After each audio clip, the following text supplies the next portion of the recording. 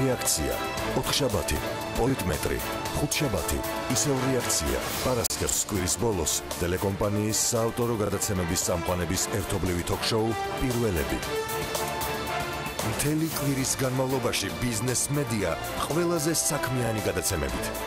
პირველები. ინგა გრიგოლია. აქ არის ძალიან ბევრი ადამიანი ამ დიანა ტრაპაიძე. ნინო ჟიჟილაშვილი. ჩვენთან ერთად ახლა არიან უხუცესები. ლევან ჩხაიძე. ხედავთ ეხლა კადრში თუ რა ხდება. ვახო სანაია. ის მოდა ძლიერი აფეთქების ხმა ჩვენ იმყოფებოდით ამ კორპუსის სახურავზე. გიორგი ისაკაძე. ამან რეალურად შექმნა პლატფორმა, შექმნა სხვა გადაცემა. ტელეკომპანია პირველის გამოცდილი გუნდი და ახალი ამბები, ახალი თაობის ჟურნალისტებით. 2018 წელი, ახალი სეზონი, ტელეკომპანია პირველზე.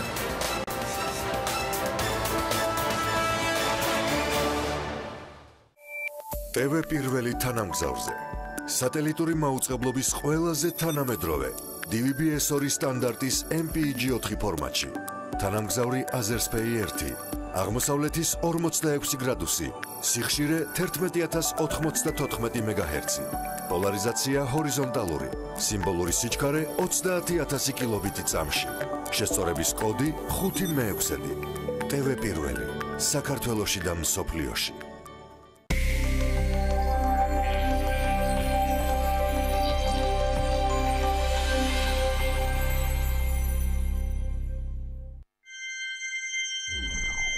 BMG წარმოგიდგენთ. გადაცემის სპონსორია მრავალფუნქციური პროექტი Axis Towers-ი, თანამედროვეობის ახალი სტანდარტი. Axis Towers.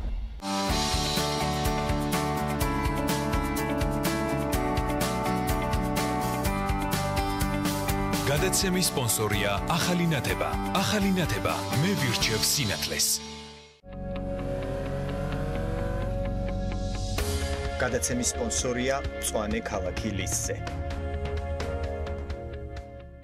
გადაცემის გენერალური სპონსორია სამშენებლო მასალების კომპანია ნოვა. წარმოება, იმპორტი, ექსპორტი. ნოვა.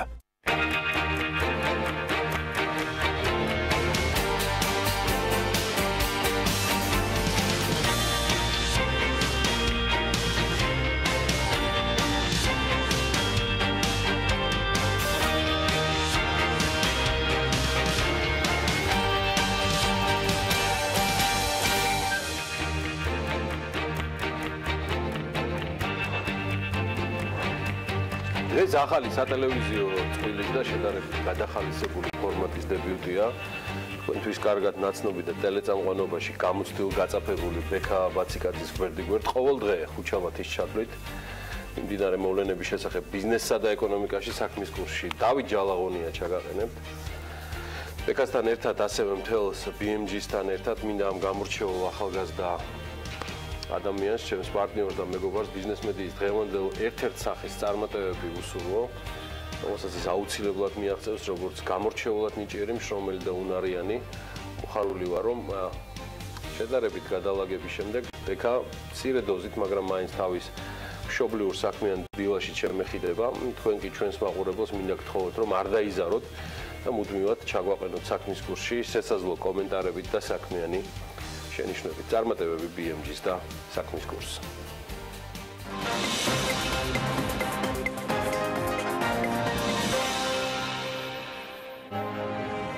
სასამართლო რეფორმა, სავაჭრო ურთიერთობები და ქართული პროდუქტის საექსპორტო პოტენციალი ევროკავშირში. იანო შერმანი საქართველოს მიღწევებსა და გამოწვევებზე საქმის კურსის ეთერში.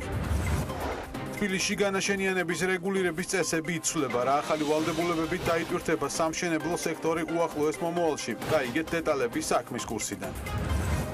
აბაშიძე კარასინის მორიგი შეხვედრის დეტალები, მოაწერს თუ არა ხელს კრემლი რუსეთს საქართველოს შორის ტვირთბრუნის მონიტორინგისთვის შვეიცარიელი მონიტორების დაშვებას. საქმის კურსის კითხვებს ზურაბ აბაშიძე პასუხობს. მთავარი ეკონომიკური და ბიზნეს მოვლენების საქმის კურსში ზუსტად 15 საათზე TV პირველზე ბექა ბაციკაძე და დავით ჯალაღონია ჩაგაყენებთ.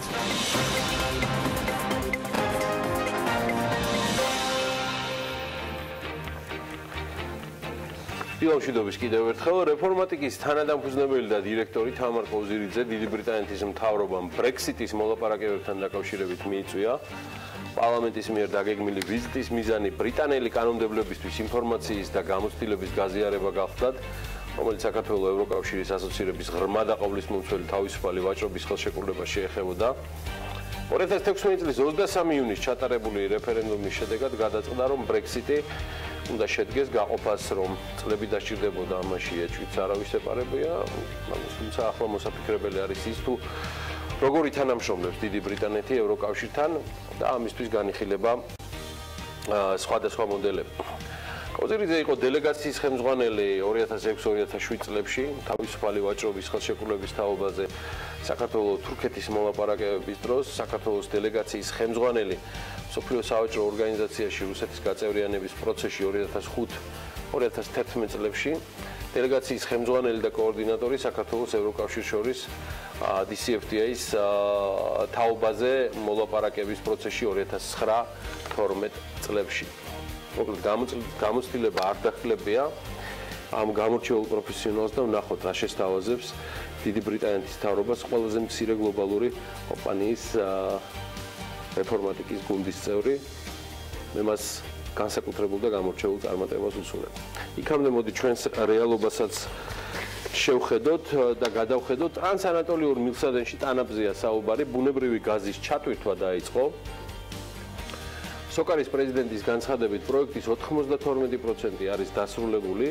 ტრანსანატოლიური გაზსადენი სამხრეთ კავკასიის მილსადენის გაგრძელება იქნება თურქეთის აღმოსავლეთ საზღვართან, ტანაპი რუსეთის, უკაცრავად თურქეთის დასავლეთ საზღვართან ტრანსადრიატიკულ გაზსადენს უერთდება. აქედან იგი გადაკვეთ საბერძნეთს და იტალიის გაზის ტრანსპორტაციის ქსელს შეუერთდება. მოკლედ შაჰდენიზის პროექტის მეორე ფაზის ჯამური საინვესტიციო ღირებულება 45 მილიარდ დოლარს შეადგენს. აქედან 2 მილიარდი დოლარის ინვესტიცია სწორედ საქართველოში განხორციელდება.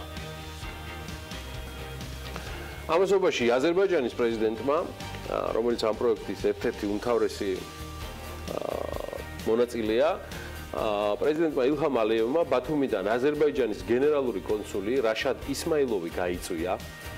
პრეზიდენტის განკარგულების შესახებ ინფორმაცია სახელმწიფო საინფორმაციო სააგენტო აზერ-ტაჯი აფცელებს. ილჰამ ალიევმა კიდევ რამდენიმე დიპლომატს შეუწყვიტა უფლებამოსილება, მათ შორის რასიმ შამსედ რზაევს, რომელიც აზერბაიჯანის სრულუფლებიანი და საგანგებო ელჩი გახდა საუდის არაბეთში, იმავე დროს ომანში, იემენში, ბაჰრეინში და აზერბაიჯანში მუდმივი წარმომადგენელი ისლამური თანამშრომლობის ორგანიზაციაში. მოკლედ პრეზიდენტმა უკან გაიწვია აზერბაიჯანის საგანგებო და სრულუფლებიანი ელჩი ინდოეთშიც, ყატარშიც, იორდანიაშიც, ასევე გენერალური კონსული დუბაიში.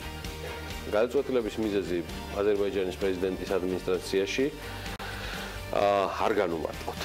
სხვათა შორის მიუხედავად მოარული ხმებისა, რომ ჩვენი მეზობელი აზერბაიჯანის პრეზიდენტობის კანდიდატი ილჰამ ალიევის უმშვენიერესი მეორე ნახევანი მეჰრიბან ჰანუმი გახდებოდა, არ გამართლა აზერბაიჯანის მმართველმა პარტიამ ახალმა აზერბაიჯანმა მომავალ საპრეზიდენტო არჩევნებზე საკუთარ კანდიდატად მოქმედი პრეზიდენტი ილჰამ ალიევი წარადგინა. ამის შესახებ პარტიის აღმასრულებელმა მდივანმა ალი აჰმედოვმა განაცხადა, ჩვენი საპრეზიდენტო კანდიდატი ილჰამ ალიევია, მჯერა რომ ახალგაზრდობაც შეიტანს წვლილს მის გამარჯვებაში. აღნიშნა აჰმედოვმა. აზერბაიჯანში საპრეზიდენტო არჩევნები 2018 წლის 17 ოქტომბერს ჩატარდება. კონსტიტუციაში შესული ცვლილებების თანახმად ახალ პრეზიდენტს 7 წლის ვადით აირჩევენ. ისეთია. რეგიონის ამბებს კიდევ რომ მივყვეთ, ყაზახეთის პარლამენტი უახლოეს თვეებში ამერიკასთან შეთანხმების რატიფიცირებას მოახდენს, რითაც შეერთებული შტატების სამხედრო თვირთების ტრანზიტს საქართველოს მარშრუტს მიუერთდება. მოკლედ, ამის შესახებ წერს გამოცემა კურსივი ყაზახეთის საერთაშორისო და რეგიონალური თანამშრომლობის კვლევითი ინსტიტუტის დირექტორმა ბულატ სულთანოვმა განაცხადა და მისივე თქმით შეთანხმება პრინციპში უკვე მომზადებულია. შესაბამისად, ავღანეთში იარაღის გადაზიდვა საქართველოს პორტებიდან კასპიის ზღვისა და ყაზახეთის გავლით განხორციელდება. საქართველოს ნატოს სატრანზიტო მიზნებისთვის მისი საჰაერო სივრცის, ასევე საგზაო და სარკინიგზო ინფრასტრუქტურის გამოყენებას ხელი 2005 წლის 2 მარტს მოაწერა ხელი. სხვათა შორის შესაბამის შეთანხმება საქართველოს მაშინდელმა საგარეო საქმეთა მინისტრმა სალომე ზურაბიშვილმა და ნატოს გენერალურმა მდივანმა იაბდეჰოფ სხეფერმა მოაწერეს ხელი.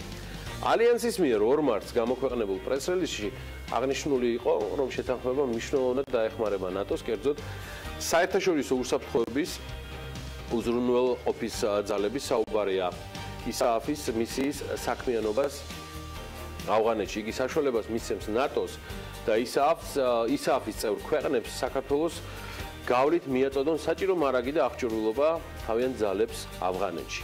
ამ შეთანხმების გაფორმებით საქართველოს მნიშვნელოვანი წვლილი შეიტანა ისააფის მისიაში და იგი განსაკუთრებით მნიშვნელოვანია ნატოს მიერ ცოტა ხნის წინ მიღებული გადაწყვეტილებების ფონზე, რომელიც გულისხმობს ნატოს სამშვიდობო მისიის მოქმედების ზონის გაფართოებას ავღანეთის დასავლეთის მიმართულებით.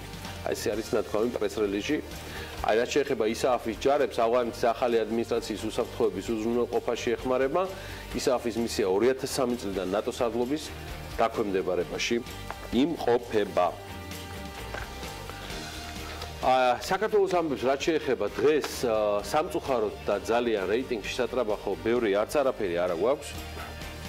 2018 წლის ეკონომიკური თავისუფლების ინდექსში მდგომარეობა გაგვიუარესდა და მე-9 ადგილიდან მე-16 ადგილზე ჩამოქვეითი. ცვლილება რამდენიმე კრიტერიუმში უკან დახევამ განაპირობა, მათ შორის სამთავრობო კორუფციის, სასამართლო სისტემის, სამთავრობო ხარჯვის, საგადასახადო წნეხის, დეფიციტისა და ვალის, ბიზნესის თავისუფლების ინდექსებში გაუარესებულმა მაჩვენებელმა ჯამში 7 ადგილი დავიხიეთ უკან, მაგრამ რამდენიმე მუხში გაუმჯობესებაც ჰქონდა, ესენია სავაჭრო თავისუფლება, რაც განაპირობა ევროკავშირთან სავაჭრო ხელშეკრულება 2016 წელზე დაყრდნობით მომზადებული კვლევით, როცა ინფლაცია დაბალი იყო, დავწინაურდით მონეტარული თავისუფლების კუთხით, 2017-ში ეს მაჩვენებელი გაუარესდება იდეაში, გაუმჯობესება საკუთრების უფლებების მხრივ და პრინციპში 2005 წლიდან მოყოლებული თითქმის უზრდადია მოცემული კრიტერიუმი და შესაბამისად მე დარწმუნებული ვარ ის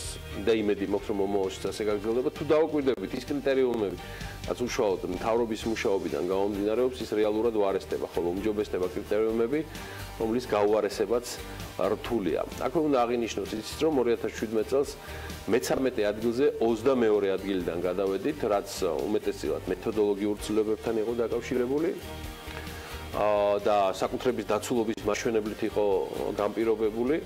კიდევ ისიც უნდა აღინიშნოს, რომ 2006 წელს 72 ადგილზე ვიყავით კამბოჯასთან ერთად და შესაბამისად დღეს ვართ იქ, სადაც ვართ, ანუ მე-16 ადგილზე. მე-9 ადგილიდან. აი ასე მეტი საქმე და მეტი საქმიანი მიდგომა გვჭირდება და თან სწორი მუშაობა, დღეს კი აუცილებლად საქმიანი დილით უნდა დაიწყოთ, რომელიც საკმაოდ საინტერესო სტუმრებს და რესპონდენტებს გვპირდებათ. თებერვალს დილას საქმიანად BMG-ს გუნდის წევრებთან ერთად იწყებენ. ნიკოლოზ გოგოჭური, ვირექსის დირექტორი და მართველი პარტნიორი ნიკოლოზ როსტომაშვილი. გიორგი ციბაძემ სასჯელო აღსრულების და პრობაციის სამინისტროს ეკონომიკური დეპარტამენტის უფროსის მოადგილე. მერა ფოლადაშვილი, TVM Innovation-ის დირექტორი. ელენე ჩომახიძის სტუმარი გიგა ბათრიძე, ფილსის პარტნიორი იქნება. იმელ ავდალიანის რუბრიკაში ძმები ზუბალაშვილების შესახებ მოგიყვებით. დილა უნდა იყოს საქმიანი და რა თქმა უნდა ტელეპილოზე. დილის მოლოგის ამ ნაწილს უკვე ანა ლაპიაშვილთან ერთად გავაგრძელებ. დილამშვიდობის გიორგი. ანა დილამშვიდობის. მიერსალმები მაყურებელს. კახეთზე სიახლეებით ჩემს გარშე ვერ ჩავდა და იმის ჩავერთე. დიდი ბრიტანეთის ტელეარხმა Channel 5-მა გადაცემა The Wine Show-ში ქართული ღვინის წარმოებას და მეღვინეობის კულტურას მიუძღვნა მთელი ეთერი. გადაცემის ჯგუფი საქართველოში გასული წლის მარტში იმყოფებოდა და შესაბამისად კახეთის რეგიონსაც ეწვნენ. გადაცემის წამყვანი სიღნაღში ღვინის კომპანია ხოხბის ცრემლების მარანში იყო სტუმრად, ხო და მეღვინე ჯონ ვურდმანს შეხვდა და ღვინის დაყენების წესსაც გაეცნო. ყველაზე მნიშვნელოვანი და შემეცნებითი მოგზაურობა, რაც კი ღვინის შოუს ფარგლებში მქონია, ასე შეაფასა ტელეწამყვანმა საქართველოში ვიზიტი. გადაცემაში აღნიშნავენ, რომ საქართველოში ნატურალურ ღვინოს 8000 წელი ამზადებენ, თუმცა 1921-91 წლებში რუსეთისათვის იაფასიანი ღვინის წარმოება ხდებოდა, რამაც გარკვეულწილად გავლენაც იქონია. დამოუკიდებლობის აღდგენის შემდეგ კი საქართველოს ღვინოსთან დაბრუნება დაიწყო. გადაცემა ტელეარხის ეთერში გასულ პარასკევს გავიდა და საინტერესო ამბები იყო სხვათა შორის. The Wine Show ბრიტანული ტელეკომპანია ITV-ის პროექტია. რომელიც დიდი პოპულარობით სარგებლობს გაერთიანებულ სამეფოში. და მის საზღვრებს გარეთ კიდევ კარგი ამბავი მეღვინეობიდან არის, რომ საქართველოში პირველად ჩამოასხეს ღვინო, რომლის ბოთლზეც ინფორმაცია ბრაილის შრიფტით არის დატანილი. ბრაილის შრიფტიანი ეტიკეტით საფერავი ღვინის მაღაზიებში 1 თებერვლიდან იყიდება. ღვინო კომპანია ნავაზელმა ჩამოასხა. ბრაილის შრიფტით ეტიკეტის დამზადების ინიციატივა კი არასამთავრობო ორგანიზაცია მომავლის სოფელს ეკუთვნის. ნავაზელის დამფუძნებლის გურამ მეგრელიშვილის თქმით, საქართველოს პოსტსაბჭოთა ქვეყნებს შორის პირველია, სადაც ასეთი ღვინო გამოვიდა. სოფლიოში კი ბრაილის შრიფტიანი ეტიკეტით ღვინის ჩამოსხმის სულ რამდენიმე პრეცედენტი არსებობს. მომხმარებელს, რომელსაც მხედველობა შეზღუდული აქვს, ბრაილის შრიფტის საშუალებით შესაძლებლობა ექნება თავად გაეცნოს ინფორმაციას ღვინის შესახებ, როგორ არის დაყენებული, რა ჯიშის ყურძენია, სად არის მოყვანილი ჩემო ბატონო და რომელ კერძთან უნდა მიირთვათ ის. ამბობს ბატონი გურამ მეგრელიშვილი. კომპანია ნავაზელმა საწყის ეტაპზე 880 ბოთლზე დაატანა ბრაილის შრიფტი. ბოთლის ფასი დაახლოებით 19 ლარი იქნება. ესეთი კარგი ამბავი მაქვს ღვინოსთან დაკავშირებით. გადავინაცვლოთ დასავლეთ საქართველოში. ქალაქ ფოთის მერმა გოჩა კურდღელიამ მისი კუთვნილი კომპანიებიდან 2017 წელს საერთო ჯამში 20.556.503 ლარის ოდენობის შემოსავალი მიიღო. მათ შორის საუბარია კომპანია კუპერ ორედან 17.179.200 ლარი, კომპანია მეტალიქს ტრანსიდან 3.325.000. მერის თანამდებობაზე მისი წლიური ხელფასი 33.000 ლარია. გოჩა კურდღელია ქალაქ ფოთის მერის თანამდებობას 2017 წლის 12 ნოემბრიდან იკავებს. მანამდე იგი ბიზნესმენი გახდა, როგორც ჩანს, იგი ამ საქმიანობას დღემდე აგრძელებს. ოფიციალურად დეკლარირებული ინფორმაციით 2017 წელს გოჩა კურდღელიას შემოსავალი სხვადასხვა კომპანიებიდან 20.5 მილიონ ლარს აღემატებოდა. კერძოდ, როგორც კუპერ ორეს და მეტალექს ტრანსის მეწილემ მან წლის განმავლობაში 20.504.000 ლარი მიიღო. შენ იჯექიდემურ და მიყურემე.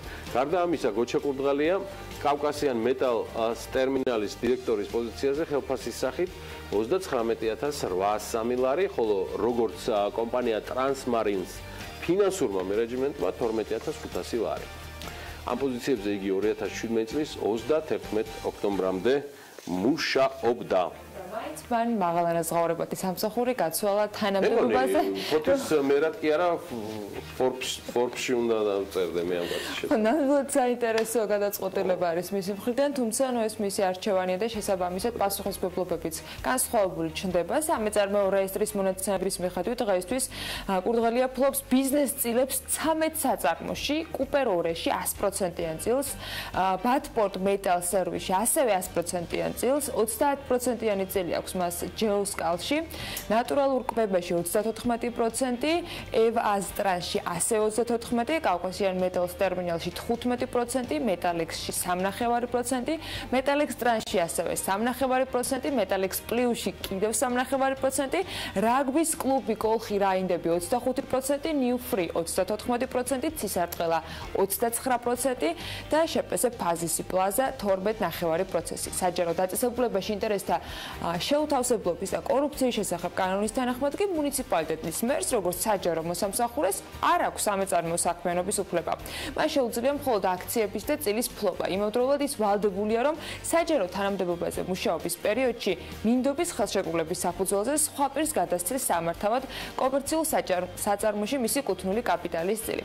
იმედია, რომ ეს კანონი იცოდა ბატონმა მერმა და შესაბამისად ამის შემდეგ მიიღო გადაწყვეტილება. კანონების და არსებული ნორმატიული აქტების აღსრულების საქმე კარგად რომ გვაქვს, იმიტომ ვართ იქ, სადაც ვართ და საზრუნავად გვაქვს ის, რაც გვაქვს. ფოთელებს უსურვებ ისეთივე შემოსავლებს, როგორც მათ არჩეულ თავკაცს აქვს, ეს ქალაქი ნამდვილად იმსახურებს და იმსახურებს წლებია სხვა შემოსავლებს და განვითარებას.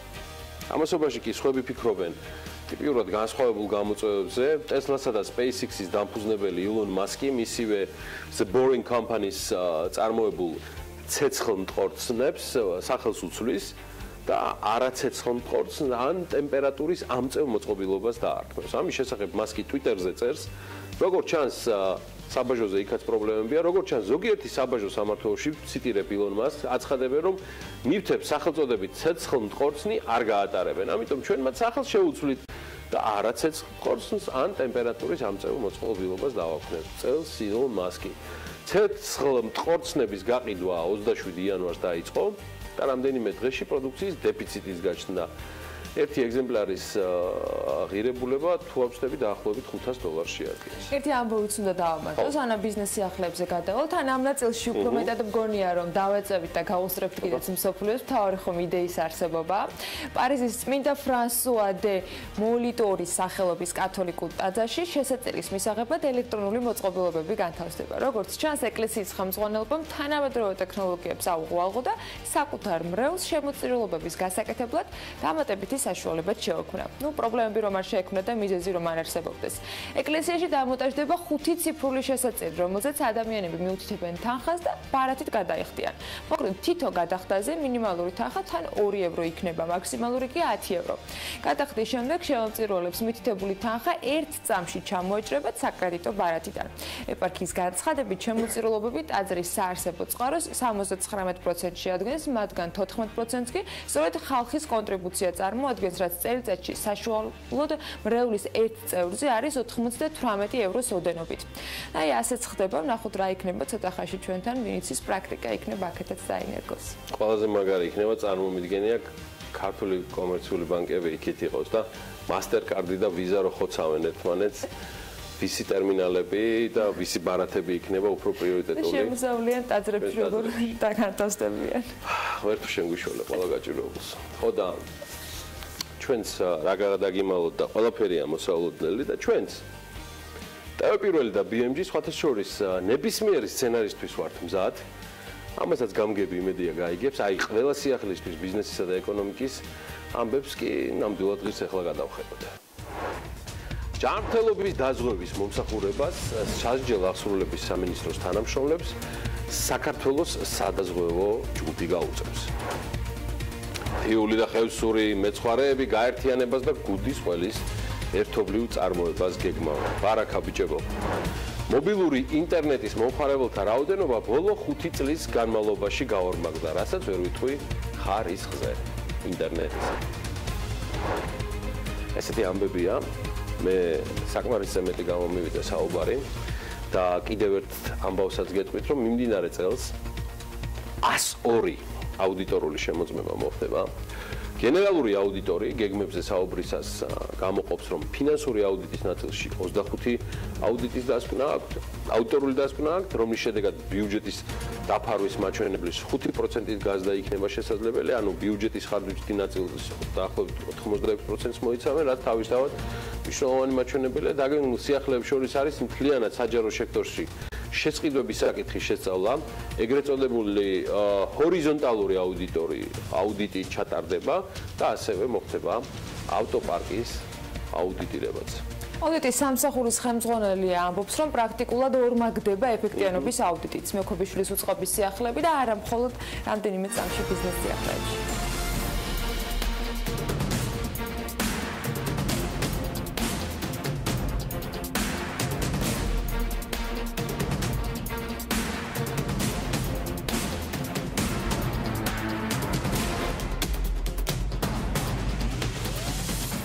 საქართველოს მელიორაცია ვერ უზრუნველყოფს საირიგაციო მომსახურების საიმედო და თანაბარ მიწოდებას აბონენტებისათვის ამ დასკვნას სახელმწიფო აუდიტის სამსახური აქვეყნებს. სამსახურში მიიჩნევენ, რომ საირიგაციო მომსახურების ხარისხის ზრდის და წყლის პროდუქტიულად განაწილების ნაწილში სისტემური თვალსაზრისით არაფერი გაუმჯობესებულა. პირველი ანგარიში აუდიტმა 2014 წელს გამოაქვეყნა და როგორც აუდიტის დასკვნაშია ნათქვამი, არსებულ მდგომარეობას შემდეგი გარემოებები განაპირობებს. კომპანიას არ აქვს შემუშავებული მეთოდი, რომლის მიხედვითაც უნდა გაანაწილოს სარწყავი წყალი ნაკვეთებს შორის. განსაკუთრებით ეს პრობლემას ქმნის ზაფხულში, როდესაც წყალზე მოთხოვნა პიკს აღწევს. ასევე სუსტია კომპანიის მიერ წყლის გამანაწილებელი ტექნიკური საშუალებების კონტროლი. 2012-17 წლებში საირიგაციო და სამელიორაციო სისტემის აღდგენა რეაბილიტაციისათვის სახელმწიფოს მიერ 282 მილიონ ლარზე მეტია ინვესტირებული.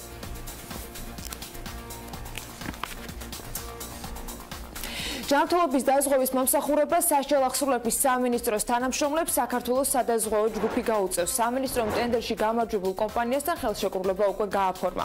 ამ ხელშეკრულების მიხედვით კი სამედიცინო დაზღვევის ინდივიდუალურ პაკეტს მიიღებს 3388 თანამშრომელი და სამინისტროს 1650 სავალდებულო მოსამსახურე. ტექნიკური დოკუმენტაციის მიხედვით შედგენილი მომსახურება 85%-იან სადაზღვეო პაკეტს მოიცავს, 15%-ით გაუმჯობესების შემთხვევაში კი თანამშრომელი თანხას თავად დაამატებს. ხელშეკრულება ერთწლიანია და მისი ჯამური ღირებულება 1,760,730 ლარს უტოლდება. კომისია ინტერნეტის ხარისხის კონტროლის სისტემის შესყიდვის ტენდერს ჩაშლილად აცხადებს. მომხმარებელთა უფლებების დაცვის და ინტერნეტ მომსახურების ხარისხის შემოწმების მიზნით ელექტრონული კომუნიკაციების შესახებ საქართველოს კანონის და ნორმატიული აქტების შესახებ საქართველოს კანონმდებლობის შესაბამისად კომუნიკაციების ეროვნულმა კომისიამ ინტერნეტ მომსახურების მიწოდების ხარისხის განსაზღვრის და შემოწმების წესის დამტკიცების შესახებ მუშაობა დაიწყო. კომისიის მიერ გამოცხადებულ ტენდერთან დაკავშირებით გაჩნდა კითხვები, რომელიც უნდა აღინიშნოს, რომ მხოლოდ ტექნიკური სახის იყო და სატენდერო დოკუმენტის არსებით ნაწილთან კავშირი არ ჰქონდა. ამ ტექნიკური შეცდომის გამო კი კომუნიკაციების კომისია ტენდერს ჩაშლილად აცხადებს, გამომდინარე იქიდან, რომ კომუნიკაციების კომისია ერთ-ერთი ყველაზე გამჭვირვალე ორგანოა და მაქსიმალურად ღიად აწარმოებს თავის საქმიანობას, საჭიროდ მიიჩნევენ თუნდაც ტექნიკური შეცდომის გამო ინტერნეტის ხარისხის კონტროლის სისტემის შესყიდვა ჩაშალონ, რადგან არავის ამ პროცესთან დაკავშირებით კითხვის ნიშნები არ დარჩეს, განმარტავენ თავად კომისიაში.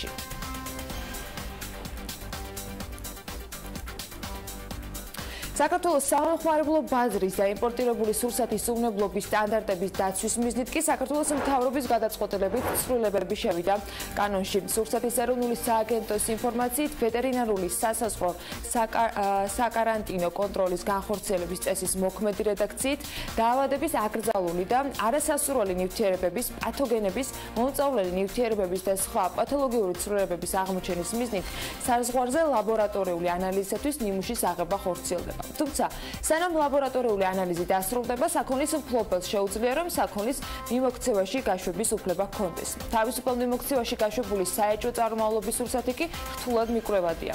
შესაბამისად, საფრთხე ექმნება ადამიანის სიცოცხლეს და ჯანმრთელობას. სწორედ აქედან გამომდინარე, მთავრობის დადგენილების მიხედვით ფიზიკური შემოწმებისას განისაზღვრა კონკრეტული სახეობის პროდუქციის შეჩერების პროცედურები. საქონლის მფლობელს კი ეკისრება ვალდებულება, რომ ლაბორატორიული ანალიზის დასრულებამდე საქონელი განათავსოს საბაჟო საწყობში სხვა საქონლისაგან განსალკევებით. თიული და ხევსური მეცხვარეები გაერთიანებას და გუდის ყოლის ერთობლივად წარმოებას აპირებენ. უტაწიკლაურის ინფორმაციით მას ამჟამად ფარაში 1300 სული ცხვარი ხავს, მაგრამ ნოემბრიდან დოლის შემდეგ მარტამდე, რომელიც მარტამდე გაგრძელდება 3 თვეში, ცხვრის სულადობა მიაღწევს 2200. მისი თქმით, თვეში საშუალოდ 1 ტონა ყველის დამზადებას მოახერხებენ, რომელსაც თბილისში ბაზარში და სუპერმარკეტებში გაყიდიან. კილოგრამის ფასი კი 15 ლარიდან დაიწყება. იმის შესაბამისად, თუ ბაზარზე რა მოთხოვნა იქნება. ფერმერების საომავლოდ ყველის შეფუთვას და ბრენდირებასაც აპირებენ, თუმცა ამაში მთავრობის ჩართულობის საჭიროებას ხედავენ. სამეგრელოში, გურიაში და იმერეთში მოყვანილი ბიოთხილი შვეიცარულმა ექსპორტიორმა კომპანია Anka Fair Trade-მა და Paka AG-მ შეიზღიდეს და ფერმერებს კილოგრამ თხილში საბაზრო ფასთან შედარებით 8%-ით მეტი თანხა გადაუხადეს. კომპანიები ქართულ ფერმერებთან ბიოლოგიურ მეურნეობათა ასოციაციის ელკანასა და შვეიცარული დონორი ორგანიზაციის HAKS EPR-ის მიერ დაფინანსებული პროექტის თხილის სამართლიანი ვაჭრობისა და ბიოწარმოების ჯაჭვის აწყობა მცირე ფერმერებისათვის საქართველოში ფარგლებში ურთიერთობენ, რომელიც 2013 წლიდან ხორციელდება.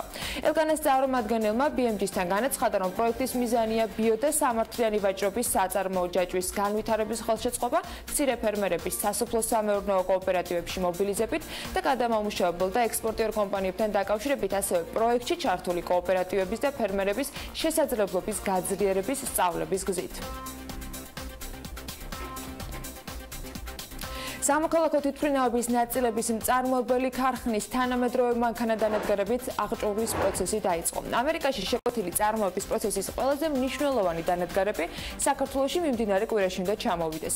ქარხნისთვის უმაღლესი სტანდარტის მქონე ტექნიკური მოწყობილობა 2 ავტოკლავი ელბით საიკლონის კვალიფიციურმა სპეციალისტებმა შეარჩიეს. თვითმფრინავების ნაწილების მწარმოებელი ქარხნის მშენებლობას კი საფუძველი საპარტნიორო ფონდმა ისრაელის კომპანია ელბით საიკლონთან ერთად ჩაუყარა. პროექტის საინვესტიციო ღირებულება 85 მილიონი ამერიკული დოლარია. ქართული ენის და ლიტერატურის ისტორიის და სამოქალაქო განათლების მე-19-მე კლასების სახელმძღვანელოების შინაარსში ხარვეზებია. სასკოლო წიგნებში რელიგიური და ეთნიკური მრავალფეროვნების ასახვის კვლევა ტოლერანტობის და მრავალფეროვნების ინსტიტუტმა ჩაატარა. ამ კვლევის შედეგად აღმოჩნდა, რომ სახელმძღვანელოებში შეტანილ ტექსტებში არის ქსენოფობიური ჩანაწერები. ტექსტებში გაშარჟებულია ეთნიკური ჯგუფები, რაც სტერეოტიპების გამყარებას უწყობს ხელს. ადგილი აქვს ასევე კონკრეტული ჯგუფებისათვის ეთნიკურ ან რელიგიურ საფუძველზე ნაკოლვანების მიწერას, გაიგივებულია ეთნოსიც და რელიგიაც. ძალადობის სცენები კრიტიკული კომენტარის გარეშე აღწერილი. განათლებისა და მეცნიერების სამინისტროს რეკომენდაციები მიეცა ამ საკითხთან დაკავშირებით, მათ შორის კვლევის ავტორები ურჩევენ სამინისტროს სახელმძღვანელოების გრიფირების წესში შევიდეს ახალი მოთხოვნა, რომ შინაარსი ითვალისწინებდეს ტოლერანტობის პრინციპებს, სრულფასოვნად ასახავდეს მრავალფეროვნებას, ეთნიკურად და რელიგიურად ნეიტრალური უნდა იყოს სახელმძღვანელო, სამეცნიერო ენით აღწერდეს მოვლენებს.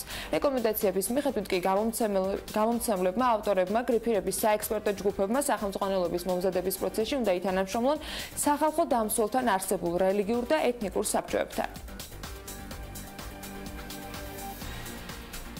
მობილური ინტერნეტის მომხმარებელთა რაოდენობა კი ბოლო 5 წლის განმავლობაში გაორმაგებულია. კომუნიკაციების მარეგულირებელი კომისიის მონაცემებით 2017 წლის ბოლოსთვის მობილური ინტერნეტით 2.229.000 აბონენტი სარგებლობდა, მაშინ როცა 5 წლის წინ ეს მაჩვენებელი ორჯერ ნაკლები იყო. წლის დასაწყისთან შედარებით კი აბონენტების რაოდენობა 13%-ით არის გაზრდილი. ყველაზე მეტი 911.000 მომხმარებელი მაგდის ყავს, მეორე პოზიციაზე 803.000 მომხმარებლით ჯეოსელია და მესამე ადგილს 513.000 აბონენტით ბილაინი იკავებს. ინტერნეტ ტრაფიკის გაორმაგებული მოცულობაც უნდა აღინიშნოს, 2017 წლის განმავლობაში აბონენტებმა 60 მილიონი ტერაბაიტი მოცულობის ინტერნეტი მოიხმარეს, მაშინ როცა 2016-ში ეს მაჩვენებელი 30 მილიონი ტერაბაიტი იყო. მოკლე ტექსტური შეტყობინებების ეგრეთ წოდებული მესიჯების პოპულარობა კი თანდათან იკლებს. ამ სერვისით სულ უფრო ნაკლები აბონენტი სარგებლობს. კომუნიკაციების კომისიის მონაცემებით, მაგალითისათვის 2017 წლის დეკემბერში აბონენტებმა წინა წლის ანალოგიურ პერიოდთან შედარებით 100 მილიონით ნაკლები მოკლე ტექსტური შეტყობინება გააგზავნეს, ჯამში 297 მილიონი, რაც 24%-იან კლებას ნიშნავს, თუ კი წლების დინამიკას გადავხედავთ. კლება ამ შემთხვევაშიც მნიშვნელოვან მაჩვენებელს დაგვიდებს. კერძოდ 2017 წლის განმავლობაში აბონენტებმა ჯამში 4 მილიარდ 93 მილიონი SMS-ი გააგზავნეს. ეს კი 4 წლის წინანდელ მოცულობას 36%-ით ჩამორჩება. 2013 წელს აბონენტების მიერ გაგზავნილმა მესიჯებმა 5 მილიარდ 572 მილიონი ერთეული შეადგინა. გასულ წელს კი მილიარდ ნახევრით ნაკლები. 2017 წლის დეკემბერში ელექტრომობილების მიერ მოხმარებულმა ელექტროენერგიამ 10025 კილოვატი შეადგინა, მაშინ როცა იმავე წლის იანვარში ეს მონაცემი სულ რაღაც 239 კილოვატი იყო. შესაბამისად, გამოდის, რომ შარშან ელექტრომობილების მიერ დენის მოხმარება 54-ჯერ არის გაზრდილი, თუმცა ეს მხოლოდ საქართველოს მასშტაბებს არ ეხება. ამის შესახებ ინფორმაცია კომპანია E-Space-მა გაავრცელა, რომელიც საქართველოში ელექტრომობილების დამტენ სადგურებს ამონტაჟებს. კომპანიამ დამტენების დამონტაჟება 2016 წლის ნოემბერში დაიწყო და ამ დროისთვის მათი რაოდენობა 40 აღწევს.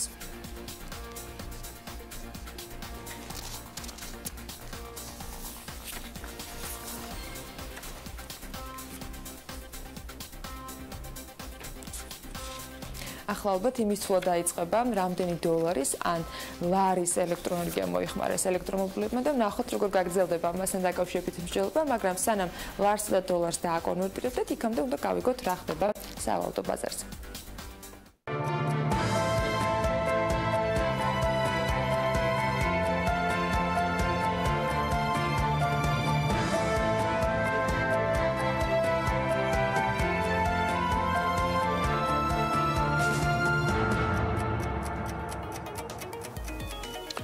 გასული კვირა ეროვნულმა ვალუტამ დოლართან მიმართებაში თეთრზე მეტით გაიმყარა, ასე ვთქვათ, პოზიციები. ოფიციალური კურსით დოლარი ლართან მიმართებაში 2 ლარი და 46 თეთრია. თუმცა ქუჩაში სავალუტო ბაზარი რამდენიმე ძირითადად ვთქვათ ლოკაციაზე გადამცვლელ პუნქტებში 2.44-ზე 2.45-ზეც მიანიშნებს. გაუფასურდა ევროც ლართან მიმართებაში და იგი 3 ლარი და 7 თეთრი. ღირს 1 თეთრიანი გაუფასურება არის ლირასთან მიმართებაში 65 თეთრი ღირს და დღევანდელი მონაცემებით ფუნტ სტერლინგის მსურველებმა კვლავ 3 ლარი და 50 თეთრი უნდა მოიმარჯვონ. ამასობაში ეროვნულმა ბანკმა კომერციული ბანკების 2017 წლის მეოთხე კვარტალის ფინანსური მაჩვენებლები გამოაქვეყნა. საანგარიშო პერიოდში 5 ყველაზე მომგებიანი ბანკის წმინდა მოგებამ ჯამში 776 მილიონ 863,000 ლარი შეადგინა.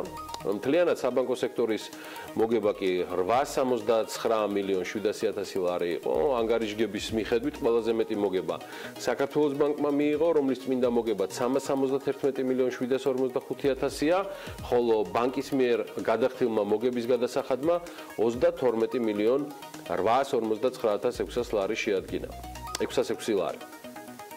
საქართველოს ბანკს მოყვება TBC ბანკი, რომელმაც საანგარიშო პერიოდში 295,663,000 ლარის ოდენობის წმინდა მოგება მიიღო, მოგების გადასახადის სახით კი 32 მილიონ 229,000 ლარი გადაიხადა სახელმწიფო ბიუჯეტში.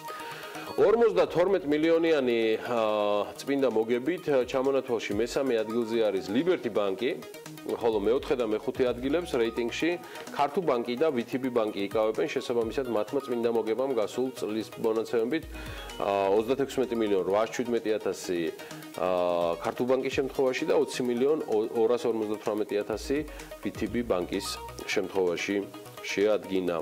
უფრო დეტალური ინფორმაციას ამასთან დაკავშირებით ცხადია BMG-ზე ნახავთ. მანამდე კი ამინდის პროგნოზი და გარემოს ეროვნული სააგენტოს ინფორმაცია.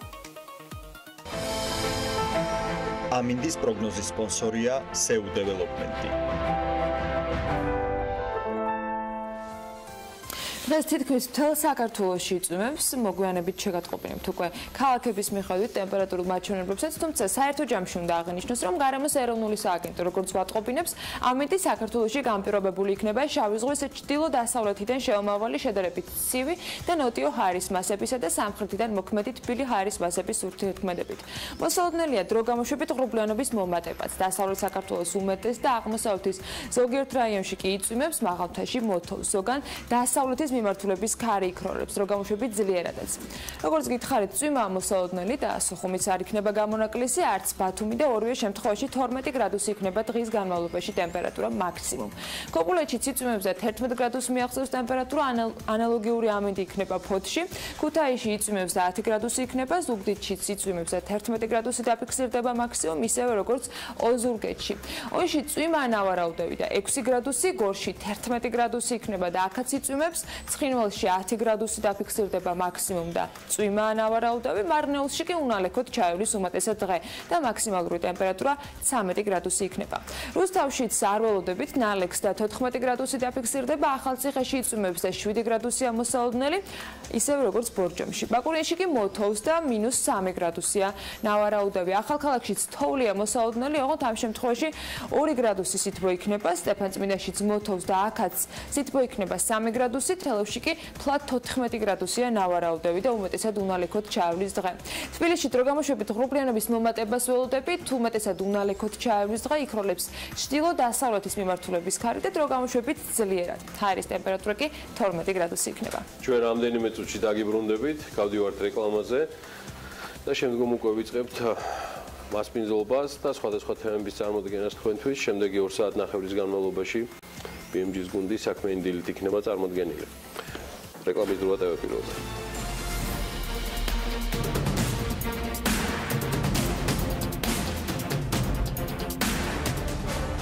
გადაცემის სპონსორია მრავალფუნქციური პროექტი Axis Towers-ი, თანამედროვეობის ახალი სტანდარტი. Axis Towers.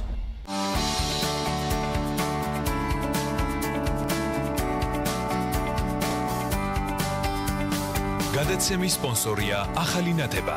ახალი ნათება მე ვირჩევ სინათლეს. გადაცემის სპონსორია მწვანე ქალაქი ლისზე. გადაცემის გენერალური სპონსორია სამშენებლო მასალების კომპანია ნოვა. წარმოება, იმპორტი, ექსპორტი. ნოვა.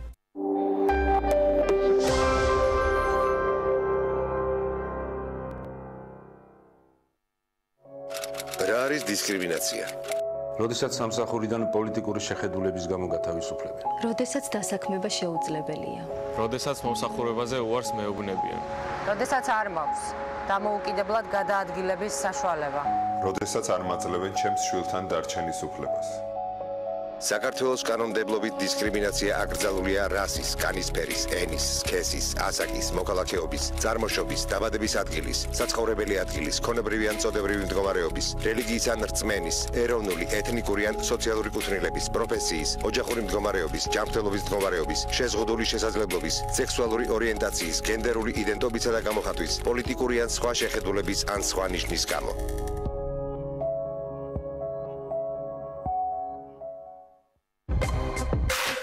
ლუკოილი უმსხვილესი მსოფლიო ბრენდი მხოლოდ უმაღლესი ხარისხის ევროპული საწვავი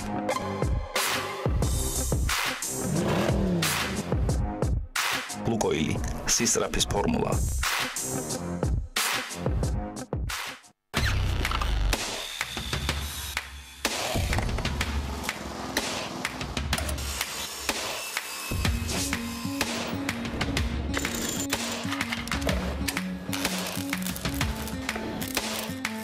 პროფესიონალი სამუშაო ხელსაწყობები.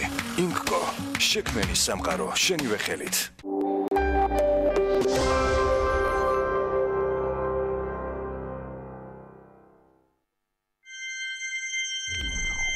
BMG წარმოგიდგენთ.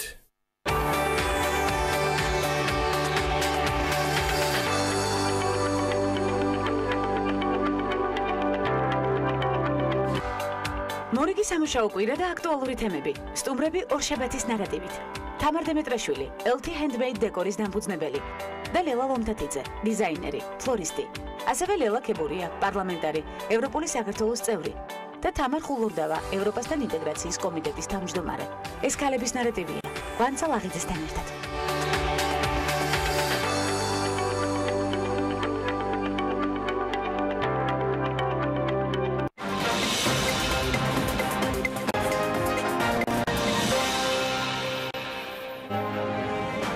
სასამართლო რეფორმა, სავაჭრო ურთიერთობები და ქართული პროდუქტის საექსპორტო პოტენციალი ევროკავშირში. იანო შერმანი საქართველოს მიღწევებსა და გამოწვევებზე საქმის კურსის ეთერში.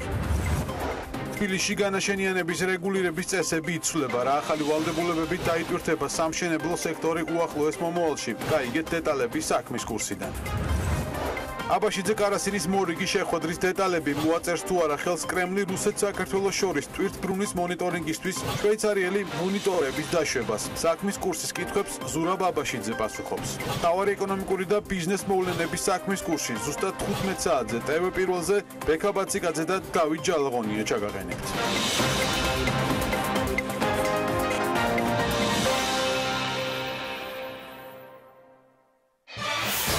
რეიტინგის 100%-იანი ზრდა. წარმატებული 2017 წლის შემდეგ ტელეკომპანია 2018 წლის სეზონს ხსნის. პირველი მთელი კვირა თქვენს სამსახურში. ორშაბათიდან პარასკევის ჩათვლით დღის ამბები დღეში ორჯერ, 2-ზე და 4-ზე.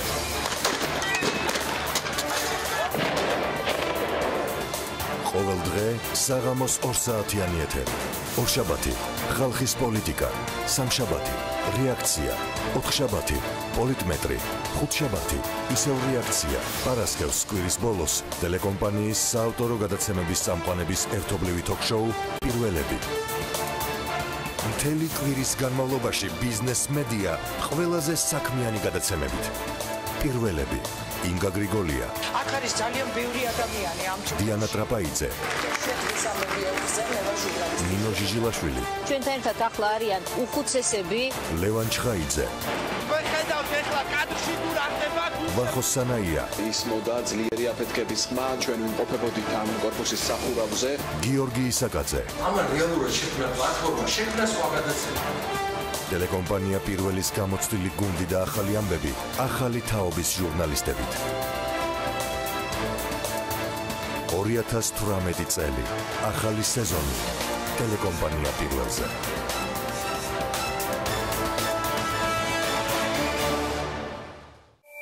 TV პირველი თანამგზავრზე.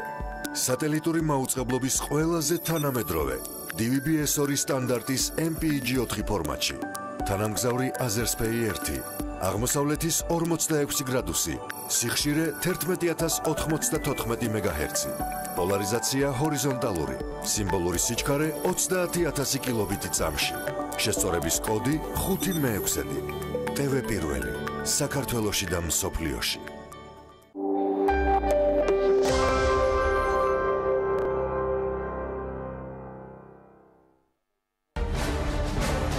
გადაცემის სპონსორია მრავალფუნქციური პროექტი Axis Towers-ი, თანამედროვეობის ახალი სტანდარტი.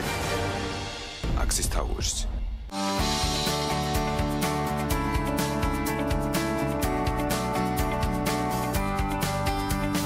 გადაცემის სპონსორია ახალი ნათება. ახალი ნათება მე ვირჩევ სინათლეს. გადაცემის სპონსორია მწვანე ქალაქი ლისზე. გადაცემის გენერალური სპონსორია სამშენებლო მასალების კომპანია Nova. წარმოება, იმპორტი, ექსპორტი. Nova.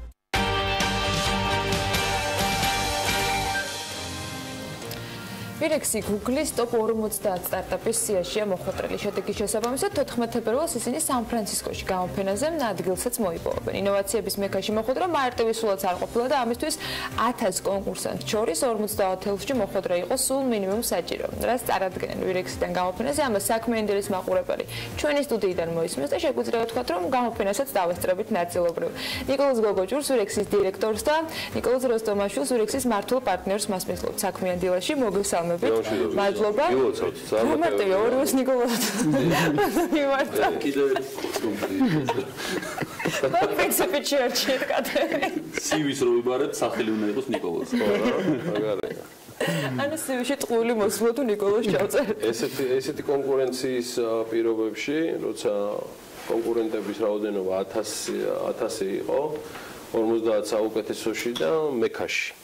თლად შუაგულში ყველაფრისას. მოგილოცავთ კიდევ ერთხელ, ულოცავ ამ კომპანიას, ბევრჯერ გვისაუბრია ამ თემაზე და ნიკა რითია გამორჩეული ეს წარმატება და ცოტა მეტი 14 თებერვლის ღონისძიებაზე ცხადია და მე უკვე სხვა თემებზეც გადავიდეთ.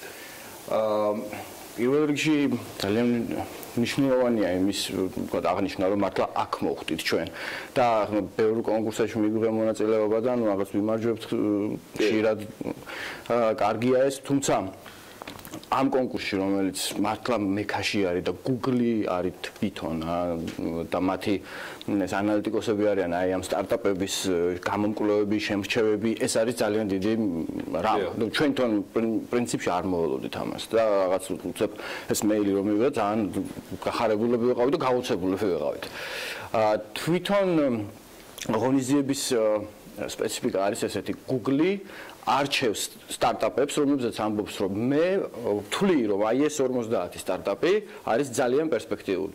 და მთელი ამ სტარტაპების ცხოვრების, აი არსებობის პერიოდში ეს Google უდგას უკვე მათ თავისი, ასე ვთქვათ, ავტორიტეტით, რომ აი ინვესტორებთან, დანარჩენ საზოგადოებასთან, რომ მე ვამბობ, რომ ესენი არიან ძალიან კარგი და მე ვამბობ, რომ ესენი სწორ საქმეს აკეთებენ, ასე ვთქვათ. არის თუ არა ეს უკვე ერთგვარად აღიარება? რა თქმა უნდა არის.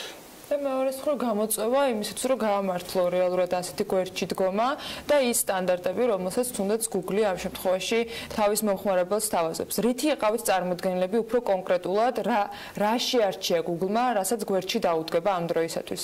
პრინციპში დაახლოებით კი შემიძლია?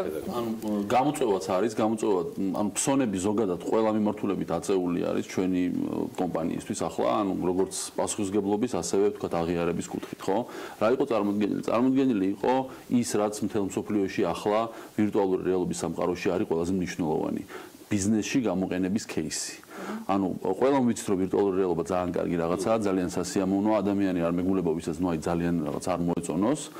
მაგრამ როგორ გამოვიყენოთ ვირტუალური რეალობა იმისთვის რომ ფული გააკეთოს, ხო, როგორ გამოვიყენოთ იმისთვის რომ ვიღაცისთვის მხოლოდ ტექნიკის შეფასება, ეს იყო მთლიანად кейსი, როგორც ესეთი. ანუ ჩვენი სტარტაპი ფოკუსირდება ზუსტად მაგაზე, რომ როგორ გამოვიყენოთ ტექნოლოგია იმისთვის, რომ ტურიზმის ინდუსტრია წინ წავწიოთ და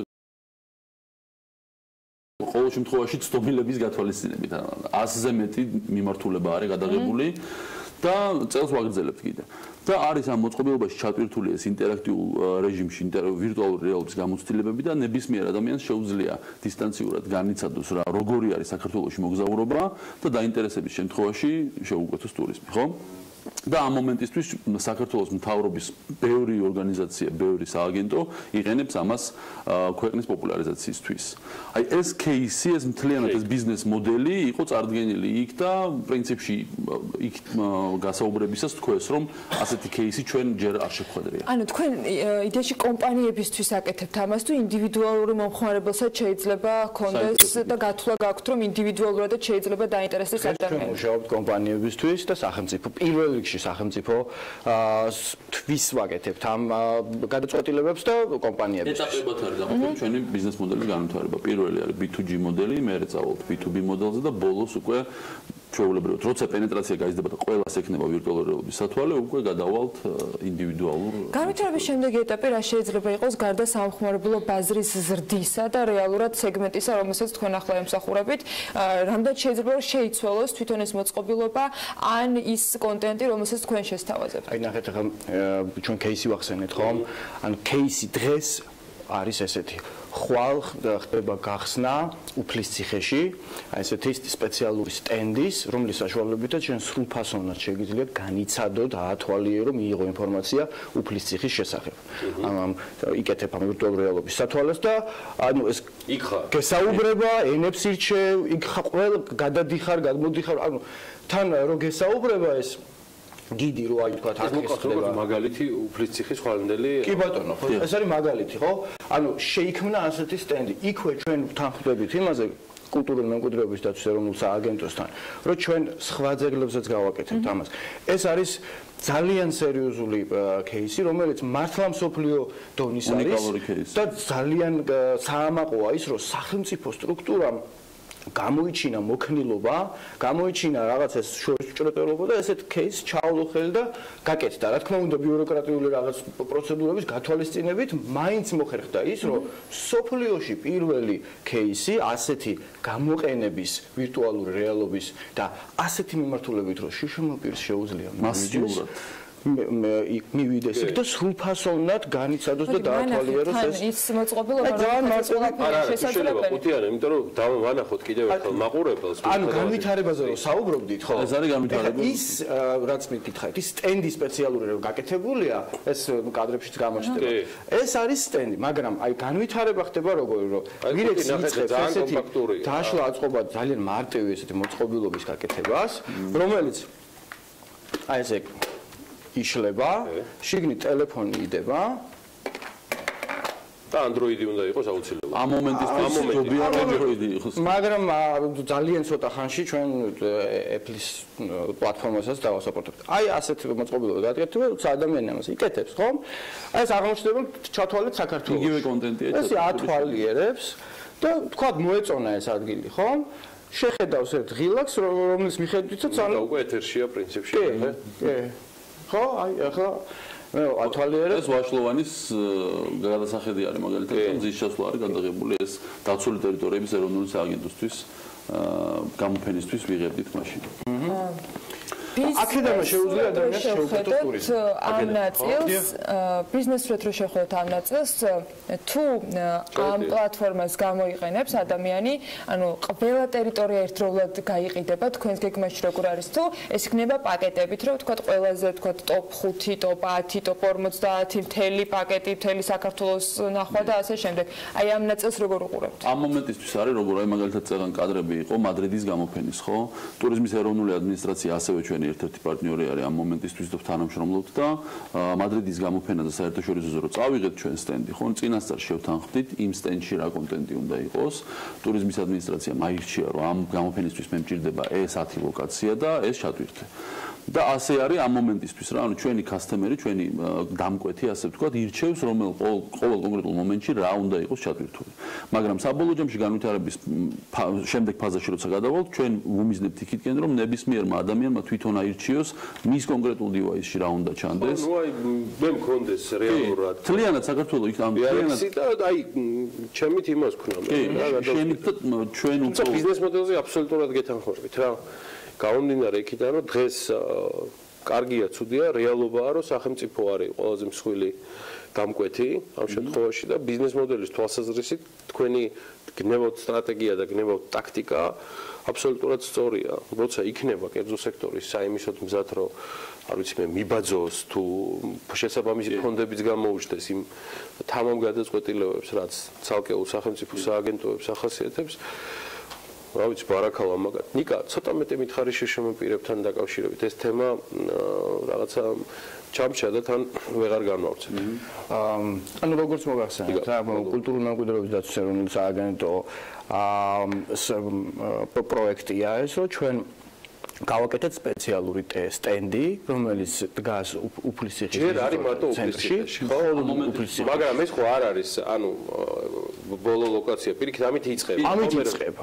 ასევე ისიც იქ არის დაგეგმილი, რომ იმის გავს მოწყობილობებზე ადაპტირებული აპლიკაციები გამოვიდეს, სადაც უკვე ადგილზე მისვლაც აღარ იქნება საჭირო და აქედანვე დაათვალიერებ, სახლიდანვე დაათვალიერებ.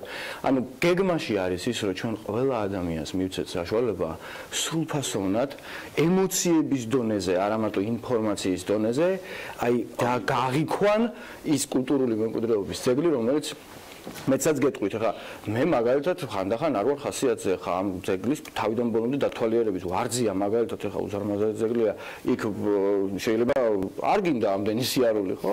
რაღაცას დაათვალიერებ, რაღაცას ამით შემთხვევაში ვცხოვრობთ ადამიანებზე, რომლებსაც შეიძლება სურვილი აქვს, მაგრამ შესაძლებლობა არ აქვს ფიზიკურად. იმიტომ რომ ვისაც შესაძლებლობა არ აქვს, მათთვის გაკეთდა. თუმცა ამის გამოყენება ყველა შეუძლია. ხმით მხარდაჭერა, ანუ გიდის მომსახურება როგორ ხდება ეს ინტეგრირებული ის და აი თან რო გელაპარაკება მაგალითად ან როგორც ირჩევ ჩვეულებრივად აუდიოგიდი რაც ფუნქციონირებს უფლისციხის ტერიტორიაზე იგივე აუდიოგიდი გესმის ამ ვირტუალურ რეალობაშიც და ზუსტად იგივე ადგილას რომ მოხდები იგივე გესმის მაგრამ უკეთესი ან თქვათ თუ ართ ჩვენ ადგილას, სადაც აი თქვათ კესონებიან დარბაზში ვართ, ხო? გვეუბნება რომ თქვენ ხართ ახლა კესონებიან დარბაზში და ანუ ამას გვიყვება ხო რა არის ეს კესონები და ასე შემდეგ. ამ კესონებიან დარბაზს როცა მიყვება, ასევე აქ ვიზუალური ეფექტები შემოდის, რომ აი შემოისმევა ხაზი, რომ აი ეს არის კესონებიან დარბაზი. შენ რო რაზეც გელაპარაკებ, ადამიანი ხელით მიგანიშნებს, თქვათ, როდესაც რაღაცის სანახავად ხარ, აბსოლუტურად შემოტანილია გრაფიკული ვიზუალური ეფექტები რა. რა ლოკაციები და დესტინაციები გაიზარდოს. გაიზარდოს. ასევე ჩვენ ახლა მაგალითად გვინის სააგენტოსთან ერთად მუშაობთ აპლიკაციაზე, რომელიც საქართველოს იქნებოდა ზედ აი ღვინის ტურიზმთან დაკავშირებით. კი ბატონო, ბორდოსთვის მომზადდა ერთი საბაზისო აპლიკაცია, რომელიც ახლა ღვინის სააგენტოს და საკპატენტის მიერ იყო ესეთი მხარდაჭერილი და ამ მომენტისთვის ერთი სტენდი დგას ღვინის სააგენტოში, რომელშიც ჩატვირთულია ეს აპლიკაცია და ანუ გეგმაში არის ამ წლის მანძილზე განვითარება ამ აპლიკაციის ადგილწარმოშობების შესახებ და ანუ ყველამ რო გაიგოს. ნიკა 14-ში რა შემადგენლობა იქნებით შტატებში? ეს ნიკა გეტყვი. 14-ში ვირექსის მხრიდან მივდივარ მე, ასევე მიდიან სტარტაპების ასოციაციის წარმომადგენლები და ასევე ორი სტარტაპი მივდივართ კიდევ, ხო, სხვები რა, უბრალოდ ანუ ჩვენი პრინციპით მოქმედებთ ერთი თუ შევიდა რამდენიმე უნდა შეყვეს. უბრალოდ თქვენ ამ შემთხვევაში ლოკომოტივი ხართ. კი, ანუ ჩვენ მე რო გავედი და რო გვექნება საშუალება, გავაკეთოთ იქიდან ჩართვა. სიამოვნებით. ტექნოლოგიები BMG-ს და VRX გიждდებიან და შესაბამისად ტელეფონების ჩართვები გვიყვარს ხოლმე. სიამოვნებით. წინასწარ კიდე წარმატებებს გისურვებთ. გაიხარეთ. დიდი მადლობა მოსვლისთვის. ნიკა გოგოჭურს VRX-ის VRX-ის უკაცრავად დირექტორს და ნიკოლოზ როსტომაშვილს. ნიკას შედარებით იცნობ, დღეს უბრალოდ სათვალის გარეშე არის, მაგრამ მის ახალი იმისაც შეეგუეთ და რასთავარი არ დაივიწყოთ მთავარი იმიჯი, რომელიც ამ ყველას გვეკეთა და მოგვიხდა. იგი VRX-ის მართველი პარტნიორი და დამფუძნებელი გახლავთ. ჩვენ ახლა კიდევ ერთი სიუჟეტი გვაქვს, რომელსაც ამ აპლიკაციების თემას გავაგრძელებთ, რომელიც Forbes-ის სამიზნედ იქცა თებერვალში. აპლიკაცია, რომელიც დიდი ქალაქებისთვის დიდ მონაცემებს აგროვებს და რომელიც ვარაუდობენ, რომ ურბანულ საცობებს დაამარცხებს. ორი ისრაელელი ანტრეპრენიორის მიერ შექმნილი აპლიკაცია 78 ქვეყანაში უკვე ხელმისაწვდომი, თუმცა წინ კიდევ უფრო დიდი გეგმები და გამოწვევებია. Move-ით შესახებ მეტი დეტალი მარიამ ადამიანის სიუჟეტში ვნახოთ.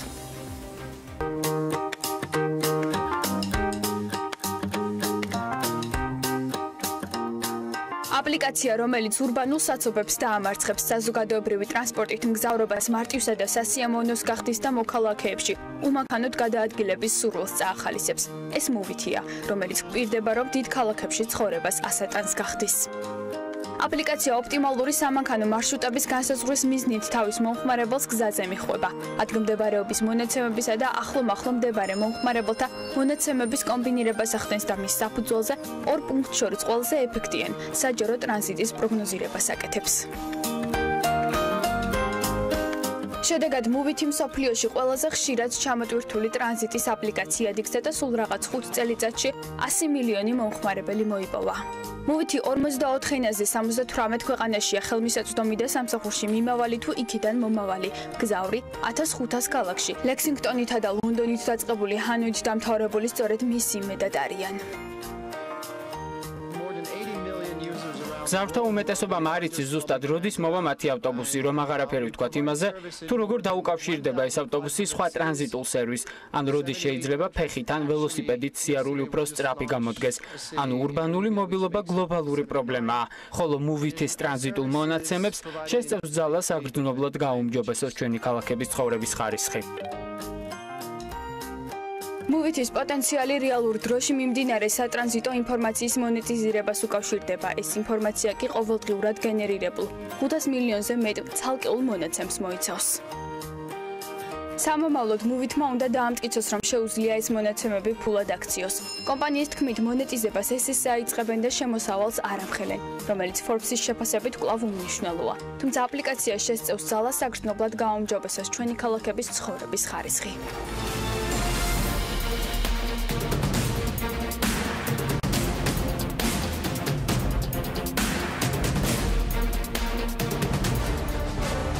გადაცემის სპონსორია მრავალფუნქციური პროექტი Axis Towers-ი, თანამედროვეობის ახალი სტანდარტი. Axis Towers.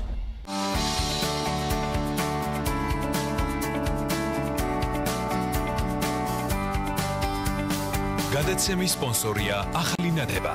ახალი ნათება მე ვირჩევ სინათლეს. გადაცემის სპონსორია მწვანე ქალაქი ლისზე. გადაცემის გენერალური სპონსორია სამშენებლო მასალების კომპანია Nova. წარმოება, იმპორტი, ექსპორტი. Nova.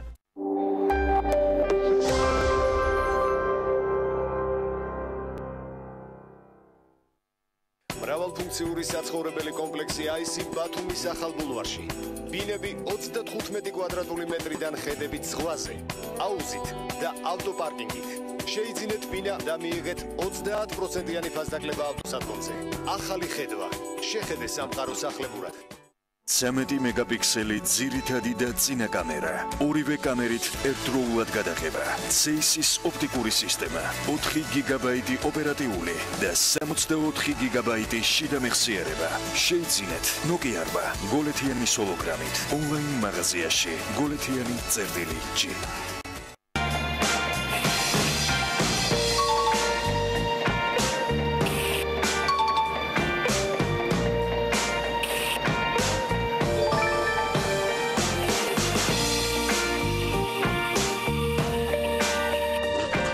ჩასხმის სიზუსტით ვზრდით გავლილ მანძილს. ფრეგო, გონევრული გადაწყვეტილება. დეველოპერული სამშენებლო კომპანია Green Construction წარმოგიდგენთ Mandarin Garden ბათუმი ზღვიდან 800 მეტრში ეკოლოგიურად სუფთა, კომფორტული, ხარისხიანი, საზაფხულო ვერანდით, დახურული ავტოსადგომით, საკუთარი 120 კვადრატული ეზოთი და რაც მთავარია მყუდრო გარემო, მოქმედებს უპროცენტო შიდა 24 თვიანი განმადება. დამატებითი ინფორმაციისთვის დაგვიკავშირდით 558 9908. მისამართი ბათუმი, გამსახურდიას 28 წილადი 30.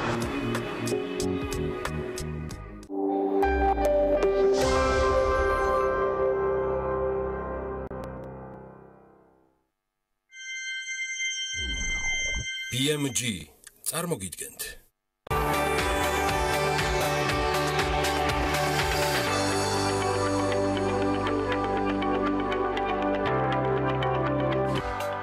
მორიგი სამუშაო კვირა და აქტუალური თემები. სტუმრები ორშაბათის ნარატივით. თამარ დემეტრაშვილი, LT Handmade დეკორის დამფუძნებელი და ლელა ლომთათიძე, დიზაინერი, ფლორისტი. ასევე ლელა კებურია, პარლამენტარი, ევროპული საქართველოს წევრი და თამარ ხულურდავა, ევროპასთან ინტეგრაციის კომიტეტის თავმჯდომარე. ეს ქალების ნარატივია. კვანცა ლაღიძესთან ერთად.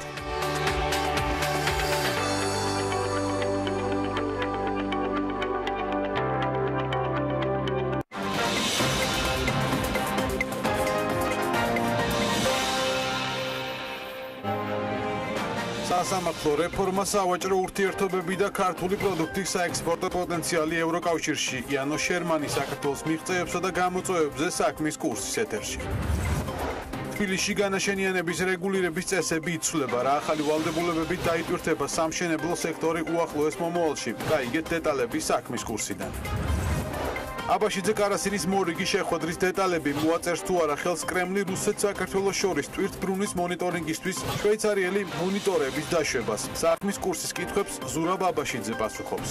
მთავარი ეკონომიკური და ბიზნეს მოვლენების საქმის კურსი ზუსტად 15 საათზე TV პირველზე ბექა ბაციკაძე და დავით ჯალღონია ჩაგაყენებთ.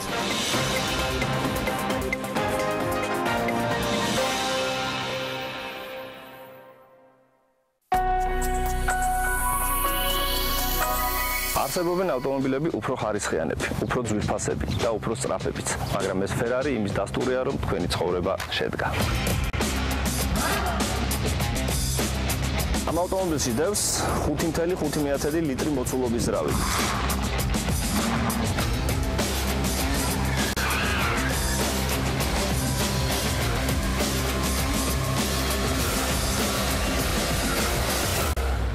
ეს 60 არის ყველაზე პოპულარული მოდელი და სხვათა შორის ყველაზე მეტი გაიყიდა.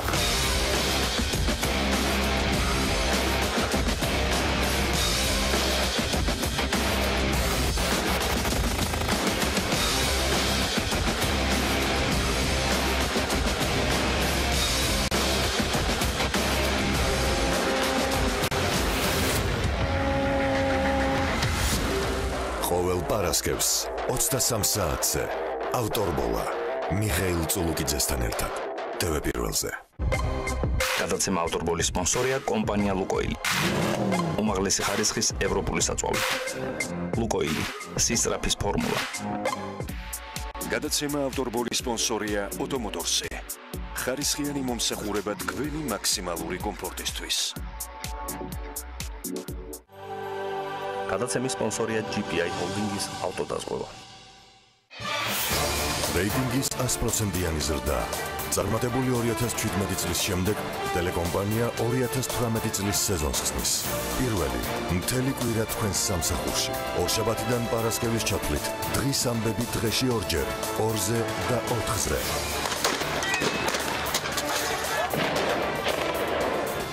ყოველ დღე საღამოს 2 საათიანი ეთერი.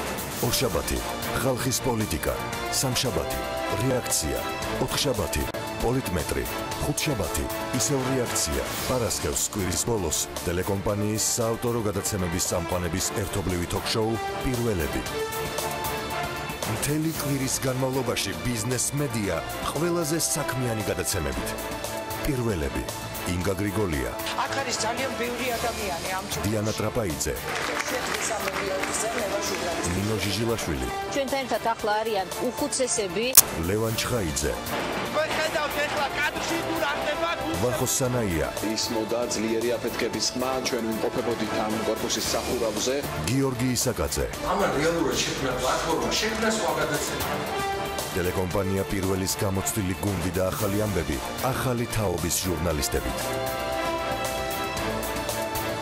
2018 წელი, ახალი სეზონი, ტელეკომპანია პირველზე.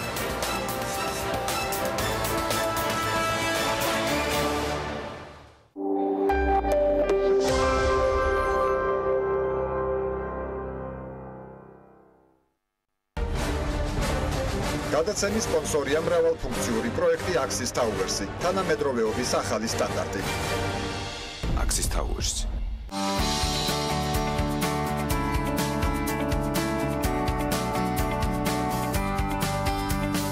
გადაცემის სპონსორია ახალი ნათება.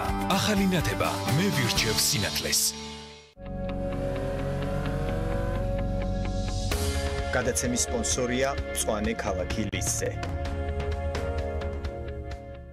გადაცემის გენერალური სპონსორია სამშენებლო მასალების კომპანია ნოვა. წარმოება, იმპორტი, ექსპორტი. ნოვა.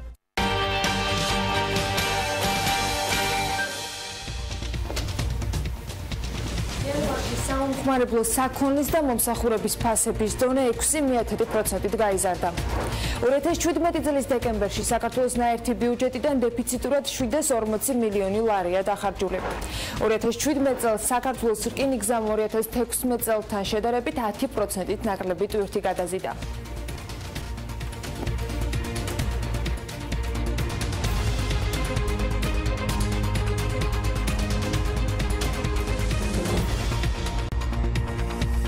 საქართველოს სტატისტიკის ეროვნული სამსახურის ინფორმაციით იანვარში საომხმარებლო საქონლის და მომსახურების ფასების დონე 6% არის გაზრდილი. წლიურმა ინფლაციამ კი ანუ 12 თვის განმავლობაში ზრდამ შეადგინა 4.3%, რაც იმას ნიშნავს, რომ ბოლო 1 წელიწადში საომხმარებლო პროდუქცია 4.3%-ით გაძვირდა. 2010 წელთან შედარებით ფასები 28%-ით არის გაზრდილი. იანვარში ფასების ზრდა ძირითადად სურსათის, თამბაქოს გაძვირებამ და კომუნალური გადასახადების ზრდამ განაპირობა. ბოლო 1 წელიწადში ყველაზე მეტად ალკოჰოლური სასმელების და თამბაქოს ფასები გაიზარდა 11.9%-ით. ტრანსპორტის ფასები 6.6%-ით არის გაზრდილი, სურსათის და უალკოჰოლო სასმელების ფასები კი 4.7%-ით. ჯანმრთელობის დაცვის ფასი კი 6.4%-ით გაიზარდა. ტანსაცმელი და ფეხსაცმელი 2.7%-ით გაიზარდა. 2017 წლის დეკემბერში საქართველოს ნაერთი ბიუჯეტიდან დეფიციტურად 740 მილიონი ლარია დახარჯული. იანვარ-ნოემბერში დეფიციტური ხარჯვა სულ 468 მილიონ ლარს უტოლდებოდა, ანუ მხოლოდ დეკემბრის თვეში დეფიციტმა 272 მილიონი ლარით მეტი შეადგინა, ვიდრე წლის პირველ 11 თვეში. 740 მილიონიანი დეფიციტი განაპირობა იმან, რომ მიმდინარე ხარჯებმა მიმდინარე შემოსავლებს 157 მილიონი ლარით გადააჭარბა. 273 მილიონი ლარი შეადგინა არაფინანსური აქტივების წმინდა დაფინანსებამ, ხოლო ფინანსური აქტივების წმინდა ზრდამ 311 მილიონი ლარი დააფიქსირა.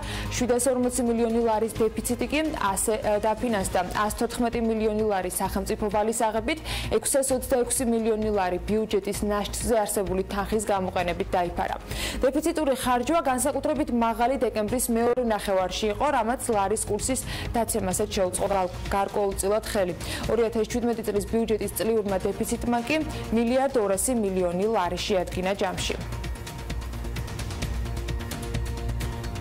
2017 წელს საქართველოს რკინიგზამ 10.672.568 ტონა ტვირთი გადაზიდა, რაც 2016 წლის მაჩვენებელზე 1.909.166 ტონით, ანუ 10%-ით ნაკლებია.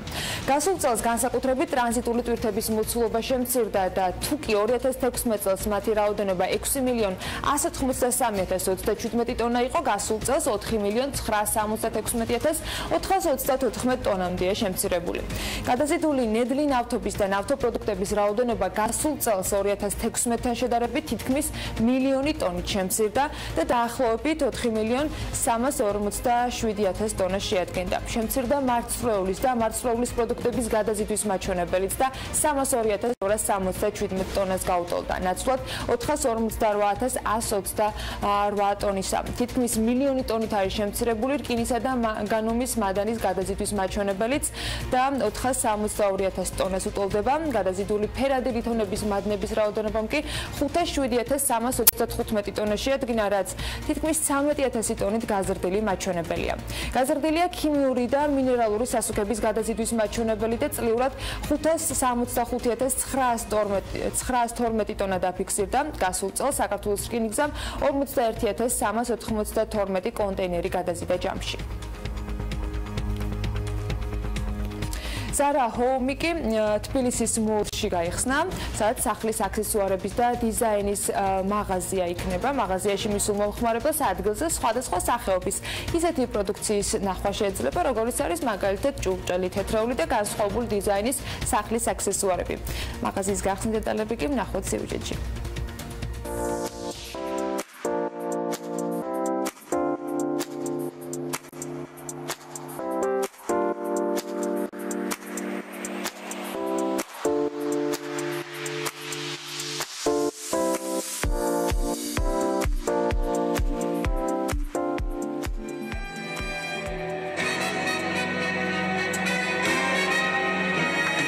მოდური ბრენდი Zara ქართულ მომხმარებელს ახალ შესაძლებლობებს თავაზობს, რომლის ფარგლებშიც თბილისი მოლში დღეიდან დახვეწილი დიზაინის საყოფაცხოვრებო ნივთების მაღაზია Zara Home გაიხსნა.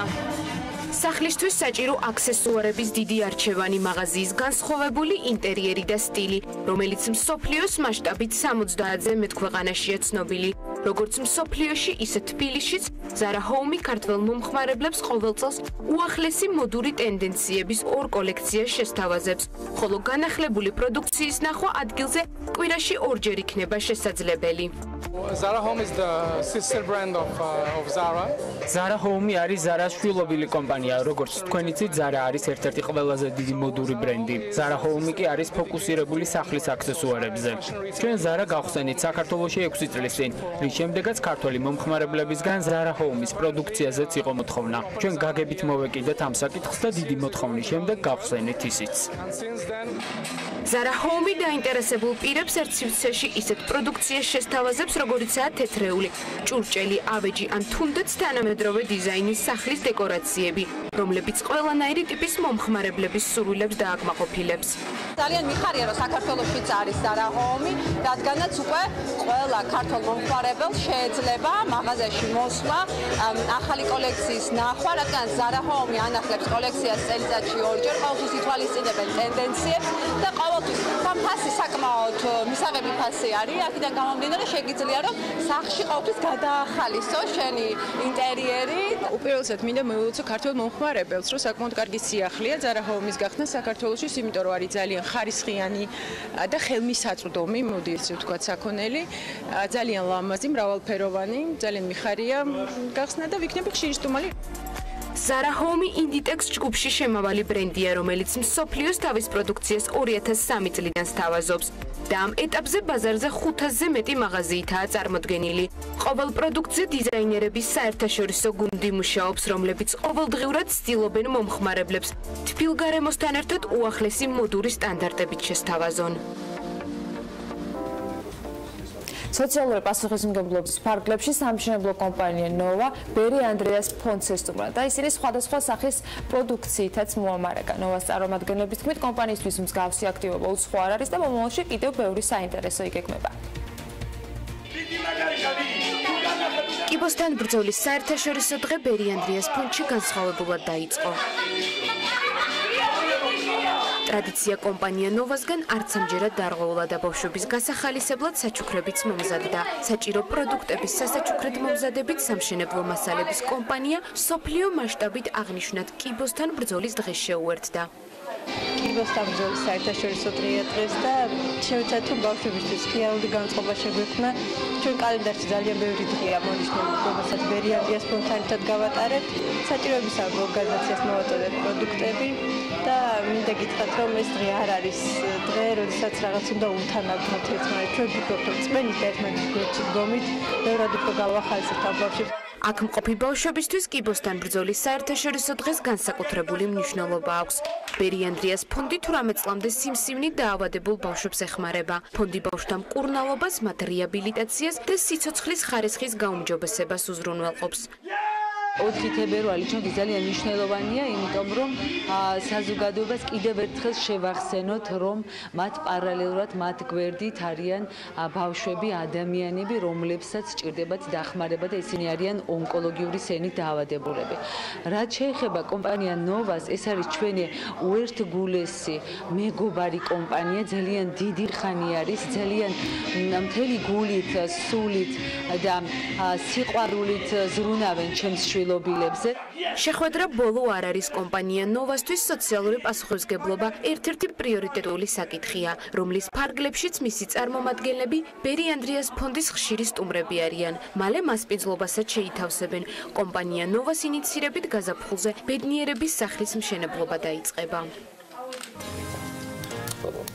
საჯარო აღსრულების სამინისტრო ბიზნეს სექტორს ძალიან საინტერესო წინადადებას შესთავაზებს ძალიან მალე პენტენციურ დაწესებულებებში საწარმოების გახსნის წინადადებით სულ მალე მიმართავენ. ამასთან ამ შემთხვევაში ბიზნეს სუბიექტებს, რომლებიც პენტენციურ დაწესებულებებში საწარმოების გახსნიან, ექნებათ შესაძლებლობა, რომ შეღავათები დაუწესდეთ. ამ შეღავათების დაწესებაზე საჯარო აღსრულების სამინისტროს და პრობაციის სამინისტრო იმ ინიციატივის ფარგლებში მუშაობენ, რომლითაც მსჯავრდებულები პენტენციურ დაწესებულებებში დასაქმდებიან, დასაქმების შესაბამისად კი დარჩენილი სასჯელის ვადა შეუმცირდება. გიორგი ციბაძესთან საჯარო აღსრულების და პრობაციის სამინისტროს ეკონომიკური დეპარტამენტის უფროსის მოადგილესთან ვისაუბრებთ ამ პროექტის შესახებ უფრო ცვლად და მეტ ინფორმაციასაც მივიღებთ. მოგესალმებით.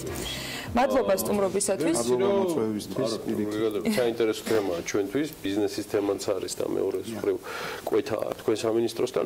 ვიდრე გადავალ გეგმებზე, რომელზეც ვიცი, რომ ჯერჯერობით მიდის მუშაობა, პაკეტური თვალსაზრისით, ანუ ბიზნესის ენაზე რო ვისაუბროთ, ჯერ კონკრეტიკა შესათავაზებელი ბიზნესისთვის არ არის. სამინისტროსთან და ასევე საერთაშორისო გამოცდილების გაზიარება მიდის მაგ კუთხით, რაღაც მაქსიმალურად ისეთი პროექტი შევიდეს, რომ თავიდანვე კარგად შევიდეს. ანუ ამის გამოცდილება რეალურად საზღვარგარეთ არის კი, მაგრამ საქართველოში ეს პირველი იქნება უპრეცედენტო გადადგმული ნაბიჯი იქნება ჩვენი მინისტრის, ანუ ბატონი კახიკაკიშვილი დაინტერესებული არის და მისი პირველი ამოცანა არის პატიმართა რესოციალიზაცია, რეაბილიტაცია ამ კუთხით. და ყველაფერს აკეთებს იმისთვის, რომ ყველა პროექტი დაინერგოს, რაც რის საშუალებითაც პატიმრები დასაქმდებიან.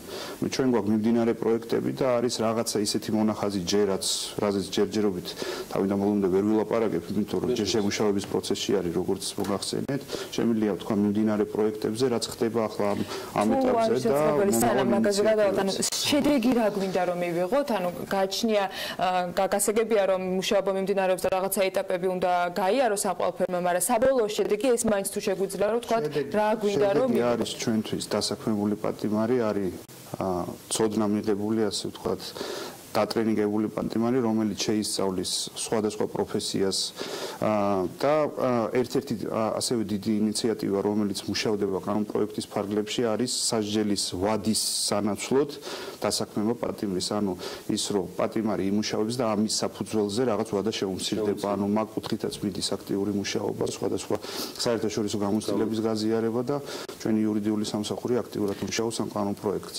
ეს დასაქმება არ ნიშნავს, რომ პროდუქტი, რომელსაც პატიმრები საკუთარი მუშაობით შექმნიან, არ იქნება მხოლოდ საჯარო აღსრულების დაწესებულებებში გავრცელებული. რეალურად ბიზნესი პროდუქტს გავრცელებს. ბიზნესის კუთხით ცოტა რთულია ბიზნესის შემოყვანა საჯარო პენიტენციურ სისტემაში, იმიტომ რაღაც გარანტიები ჭირდება ბიზნესი, შეკრული წრეა, ასე რომ ვთქვათ.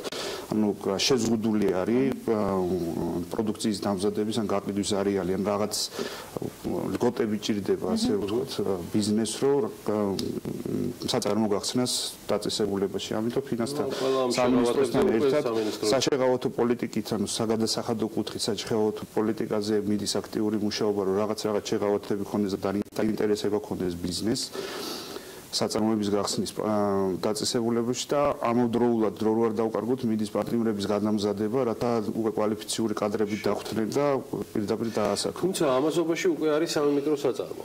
სამი მიკროსაწარმო. რა სტატუსით არიან, გიორგი, როგორ გაჩნდნენ, ასე ვთქვათ, სისტემაში, მიუხედავად იმისა, რომ ვთქვათ, იმ კანონ პროექტის ნაწილი ესენი არ არიან, რომელზეც ახლა მუშაობს სამინისტრო. სამინისტრომ მთავრობას მიმართა გამარტივებული შესყიდვის კუთხით კანონით, ანუ გამოსული არის ჩვენზე შეღავათიანი შესყიდვის მექანიზმი, როდესაც პატიმარი მუშაობს დაწესებულებაში არსებულ საწარმოში, მისგან სასჯელ აღსრულების სამინისტროს და ასევე პრობაციას შეუძლია პირდაპირ წესით შეისყიდოს ესეთ თუ ის დამზადებული პროდუქცია, რომელიც მის ინტერესებში ჩდება. თუ ის არის დამზადებული სისტემაში. აუცილებლად უნდა იყოს დამზადებული სისტემაში, ანუ ჯერჯერობით მხოლოდ და მხოლოდ მაგ კუთხით მიდის მუშაობა, იმიტომ რომ არ შეიზღუდოს თქვა სხვა გარეთ საწარმოები, საკმაოდ დიდი კონკურენცია. თუმცა კონკურენტულ ბაზარზე ხდება ამ კომპანიების შერჩევა, ანუ შემოდიან ეს კომპანიები თავიდან რა თქმა უნდა მომართვი და შემდეგ აუქციონი ტარდება ელექტრონული, სადაც ესა თუ ის კომპანია თავისი ინვესტიცია გეგმებით იმარჯვებს ჩვენგან მიერ გამოცხადებულ კონკურსში, დებს ინვესტიციას, აშენებს საწარმოებს, ასაქმებს პატიმრებს და შემდეგ იმ პროდუქციას, რომელსაც საწარმოებს ჩვენ დაწესებულების ტერიტორიაზე ამას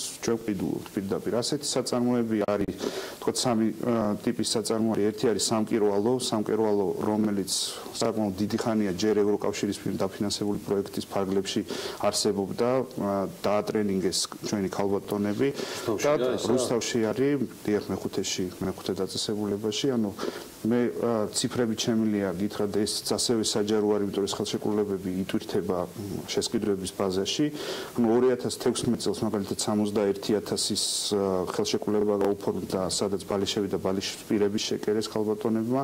2017-ში 227000 ლარის ხელშეკრულება დაიდო უკვე ზეწრებზე და ბალიშისპირებზე.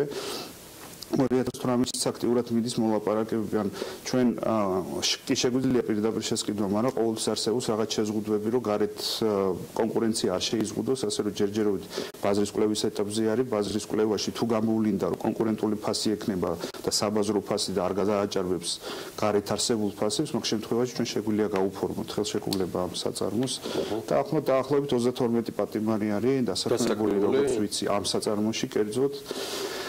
დანარჩენ ორზე, ანუ ერთი პროფილი მეორე საწარმოში არის პურის გამოწყობა, საცხობი არის, რომელიც რეალურად დაახლოებით 10000 პურს აცხობს. დღეში ის კომპანია, რომელიც შემოვიდა 300,000 ლარის ინვესტიცია ჩადო, აშენა საწარმოები და მოახდინა ყველაფრის აღჭურვა. და დასაქმებული ყავს დაახლოებით 30 პატიმარი თუ სწორად მახსოვს. ანუ ეს პატიმართა რაოდენობა საკმარისია იმისთვის, რომ მთლიანად დაწესებულის ტერიტორიაზე ბრალდებულები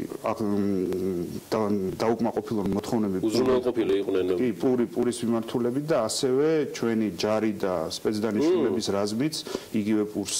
თქვენი სისტემის, ხო, თქვენი სისტემის. აქაც თქვენ მომარაგება რომ მომხდარიყო, გამარტივებული შესყიდვის გამარტივებული შესყიდვის წესით მოხდა, რომელზეც ყოველთვიურად ბაზრის კვლევა მიმდინარეობს შესაძლოა კანონით. შესყიდვა იყო, ანუ ადრე იყო ეს კვების კომპონენტი ჩადებული, თუმცა ვინაიდან ბიზნეს სექტორიდან წამოვიდა ინიციატივები, რომ პურის საწარმოები შეიძლებოდა შეექმნა და შეიძლებოდა საკმაოდ დიდი ინვესტიცია ჩაედო იმ კომპანიას იმისთვის, რომ დაგვესაქმებინა პატიმრები და მომხდარიყო მათი რესოციალიზაცია, რეაბილიტაცია გარემოში. ამისთვის ჩვენმა მინისტრმა გადადგა ის ნაბიჯი, რომ გამიჯნა ეს ორი თემა ერთმანეთისგან, ანუ კვება დარჩა ცალკე და პურისთვის გამოვიდა ცალკე, შეიქმნა ცალკე საწარმო, სადაც ეს პატიმრები დასაქმებულები არიან. თუმცა შეიძლება იგივე მოხდეს მომავალში რაღაც სხვადასხვა კვების კომპონენტებზე. მესამე საწარმო ძირითადად ამზადებს ავეჯს და პატარ-პატარა საქმეებს ვაძლევთ, ცოტა მასშტაბური იმდენად არ არის, ვინაიდან ისეთი მოთხოვნა არ არის. აქ არის სამინისტროს პერსპექტივა, არა, აქ არის სახელმწიფო წიდის ფლობელი კომპანია, რომელსაც დასაქმებული ყავს პრობაციონერები და ანუ პატიმრები. რამდენად არის შესაძლებლობა, თუ ხედავთ რაღაც განვითარების რაღაც ეტაპზე იმ შესაძლებლობას, რომ თავად პატიმრების მიერ იყოს შექმნილი საწარმო და ბიზნესი, როგორც ესეთი, თუ მათ იქიდან გამომდინარე ეზღუდებათ გარკვეული ფინანსური საქმიანობა და გარკვეული ადმინისტრირების თქვა შესაძლებლობები. ამ კუთხითაც ჩვენმა მინისტრმა უპრეცედენტო გადაწყვეტილება მიიღო და არსებობს ახლა ჩვენ შევქმნით ონლაინ მაღაზია, სადაც ფინანსთა სამინისტროს მხარდაჭერით ასევე გამარტივებული წესით პატიმრებმა მოიპოვეს მიკრობიზნეს სტატუსი ჩვენი სოციალური მუშაკების დახმარებით. ახლა დაახლოებით 60 პატიმარი არის ამ საქმიანობით დასაქმებული და თავიანთ ხელნაკეთ ნივთებს ყიდიან ელექტრონული ვებგვერდის საშუალებით. ასევე ევროკავშირის პროექტის დახმარებით ჩვენ გვაქვს თქვა მინანქრის საამქრო, კერამიკის საამქროები, ასევე ტყავზე მუშაობენ, ასევე მე-16 დაწესებულებაში აქტიურად მიმდინარეობს კულინარიის კურსების სწავლება, სადაც ბატონი მანუელი არის მთავარი შეფოვარი და იქ ასწავლის და საკმაოდ დატრენინგებული ხალხი არის მაგ კუთხით, ასე რომ ან შიგნით თუ მოხდა რაღაც ისეთი პროექტი, რომ საჭმლის გაკეთება მოუნდება თუ სხვა ამ ცოდნას გამოიყენებენ, მზად არიან ჩვენი პარტნიორები ამ კუთხით დასაქმების მიმართულებით. დაახლოებით როდესაც გეკმევთ, რომ პროექტი, რომელზეც ჩვენ თავში დავიწყოთ საუბარი, ბოლოში გავიდეს და რეალურად შედგეს. ყველაფერი წელს უნდა მოხდეს. დაგეგმილი იყო საგაზაფხულო სესიაზე და ჩვენი იურიდიული დეპარტამენტი უკეთესად გაგცემთ მაგაზე პასუხს, ანუ რამდენად დააჩქარებს, თუმცა ჩემი აზრია, რომ მაინც ეს არის არა, ეს არის სუფთა საუბრის თემა ფინანსთა სამინისტროსთან, იმიტომ რომ შეღავათების გარეშე, რაზეც გიორგიც საუბრობდა, ანუ შეღავათების კი არა, ფორმის გარეშე, ანუ რას თავაზობ რეალურად ბიზნესი რას მიიღებს, რომ შენ იყო წინასწარ კონსულტაციები ბიზნესთან, აი მათგან რა გზავნილები მოდის, რა შემთხვევაში იქნებოდნენ დაინტერესებულები ასეთი წინადადების მიღების. სავარაუდოდ იყო რაღაც გადაწყვეტილებას ხელმძღვანელობა ისე ვერ მიიღებს, თუ ნიადაგი ჯერ არ შეაფასა. ანუ ბიზნესთანაც არის მოლაპარაკებები, ამავდროულად ფინანსთა სამინისტროსთან მიდის ის მოლაპარაკებები, ანუ ჩვენთვის თავარი არის ორი მიმართულება ამ კუთხით, რომ შემცირდეს რისკი, ან მაღალი რისკის პატიმრები დაინტერესდნენ, რომ წამოვიდნენ დაბალი რისკისკენ, რათა მოხდეს შემდგომი მათ რეაბილიტაცია და ამ რეაბილიტაციის და დასაქმების შემდეგ შემცირდეს მათი პაინტენსიური დაწესებულებაში ყოფნის ვადა და ამითი ძირითადად არის დატვირთვა ის, რომ ჩვენ ვებრძვით იმ კრიმინალურ სუბკულტურას, რომელიც თქვათ გრძალავს ამ მუშაობას და მაქსიმალურად მიმართული არის აბსოლუტურად სხვა გზისკენ. ანუ ეს იყო მცდელობა, ეს ბოლო კითხვა იყო ჩემი მცდელობა იმის იმ პასუხის მიღების, აი დაახლოებით რანაირი შეღავათები შეიძლება იყოს დაწესებული.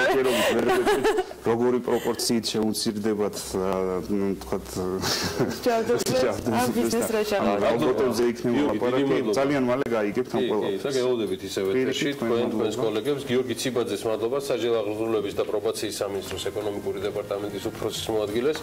ჩვენ ახლა გავართ მოკლე პაუზაზე და უნდა დაგველოდოთ, რადგან სულ რამდენიმე წუთში ელენე ჩომახიძის და BLC-ის ერთობლივი რუბრიკა იწყება. გიგაბათლიძე იქნება ჩვენი სტუმარი, საკმაოდ საინტერესო თემით, ალბათ ერთ-ერთი ყველაზე საჭირო არა მხოლოდ ასე ვთქვათ, საქმის წარმოების კუთხით, არამედ ჩვენი ქვეყნისთვის, როგორც ვთქვათ, რეიტინგებში პოზიციონირების და სხვა მიმართულებით, მოკლედ გაკოტრების თემაზე ვისაუბრებთ და ძალიან საფუძვლიანად დროებით, მაგრამ დაგიბრუნდებით.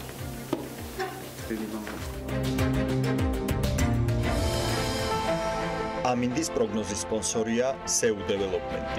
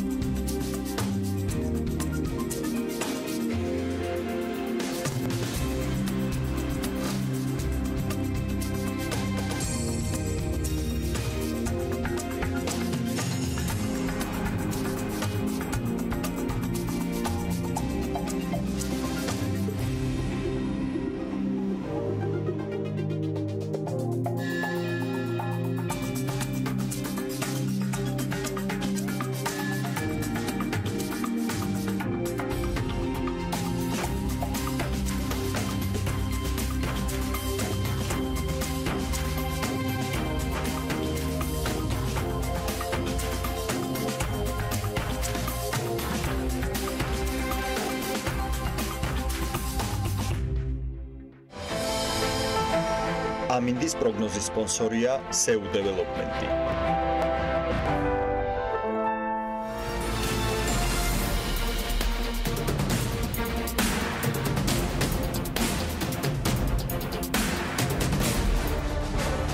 გადაცემის სპონსორია მრავალფუნქციური პროექტი Axis Towers-ი, თანამედროვეობის ახალი სტანდარტი.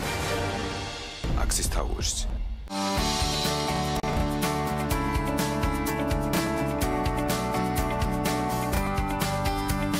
გადაცემის სპონსორია ახალი ნათება. ახალი ნათება მე ვირჩევ სინათლეს. გადაცემის სპონსორია კურორტი კოხტამი დარბი. გადაცემის გენერალური სპონსორია სამშენებლო მასალების კომპანია ნოვა. წარმოება, იმპორტი, ექსპორტი. ნოვა.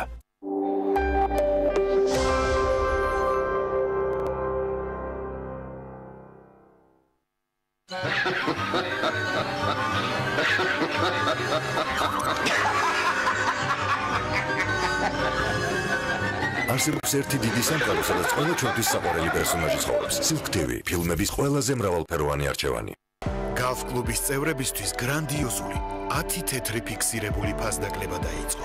ფასდაკლება მოქმედებს GeForce Super-ზე, GeForce Premium-ზე და GeForce Euro-Diesel-ზე, ხოლო სხვა ნებისმიერ პროდუქტზე კი 6 თეთრი ფიქსირებული ფასდაკლება ვრცელდება.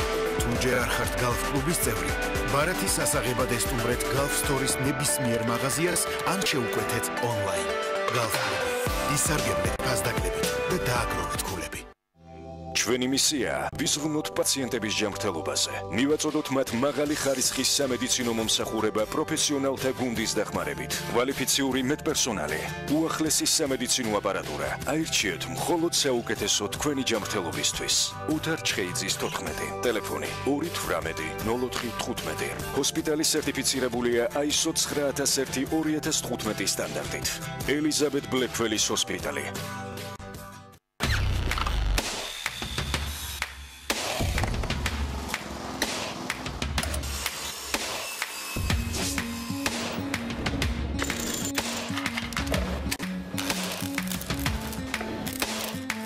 პროფესიონალი სამუშაო ხელსაწყოები. ინკკო, შექმენი სამყარო შენივე ხელით.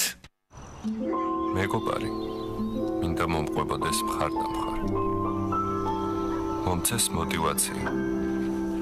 მომეხმაროს მიზნის მიღწევაში. მაჩვენოს მეთლის მეორე მხარეც. მირჩიოს მიმართულება მარცხნი თუ მარჯვნივ. ჭირდება იყოს მოქნილი, რომ მომერგოს. მითხრას მხოლოდ მართალი. მენდოს და მივენდო. MPC. შენი ფინანსური მრჩეველი.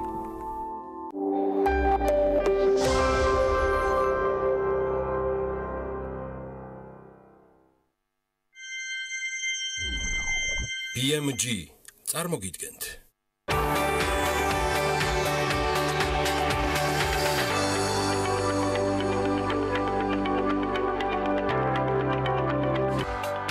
მორიგი სამუშაო კვირა და აქტუალური თემები. სტუმრები ორშაბათის ნარატივით.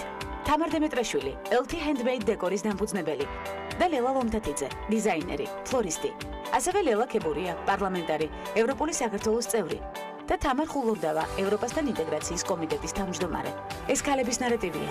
ვანცა ლაღიძესთან ერთად.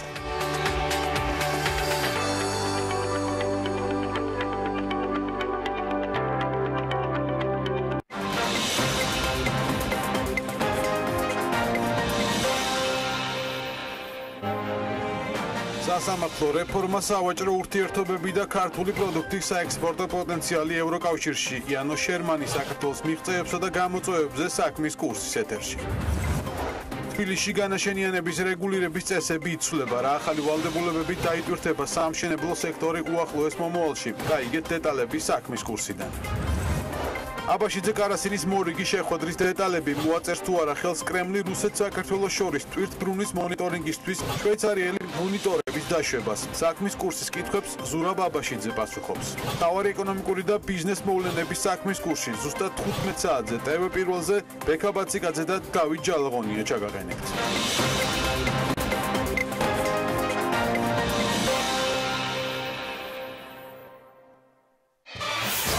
რეიტინგის 100%-იანი ზრდა.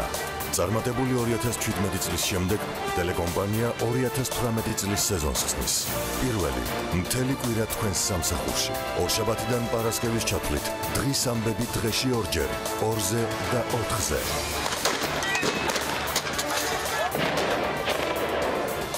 ყოველ დღე საღამოს 2 საათიანი ეთერი. ორშაბათი ხალხის პოლიტიკა, სამშაბათი რეაქცია, 4 შაბათი პოლიტმეტრი, 5 შაბათი ისევ რეაქცია. პარასკევს კვირის ბოლოს ტელეკომპანიის საავტორო გადაცემების წამყვანების ერთობლივი თოქ-შოუ პირველები. მთელი კვირის განმავლობაში ბიზნეს მედია ყველაზე საქმიანი გადაცემებით.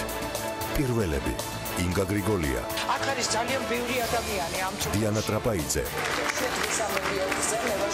ნინო ჟიჟილაშვილი, ჩვენთან ერთად ახლა არიან უხუცესები, ლევან ჩხაიძე, ხედავთ ეხლა კადრში თუ რახდება ვახო სანაია, ის მოდა ძლიერი აფეთქების ხმა ჩვენ ვიმყოფებოდით ამ კორპუსის სახურავზე, გიორგი ისაკაძე. ამან რეალურად შექმნა პლატფორმა, შექმნა სხვა გადაცემა. ტელეკომპანია პირველის გამოცდილი გუნდი და ახალი ამბები, ახალი თაობის ჟურნალისტებით. 2018 წელი, ახალი სეზონი, ტელეკომპანია პირველზე.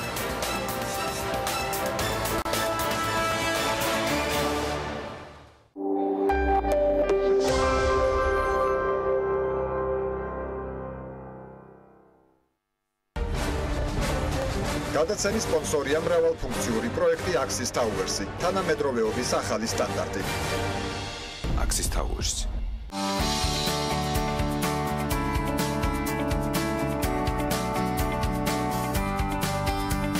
გადაცემის სპონსორია ახალი ნათება. ახალი ნათება მე ვირჩევ სინათლეს. გადაცემის სპონსორია კურორტი კოხტამიდარბი. გადაცემის გენერალური სპონსორია სამშენებლო მასალების კომპანია ნოვა. წარმოება, იმპორტი, ექსპორტი. ნოვა.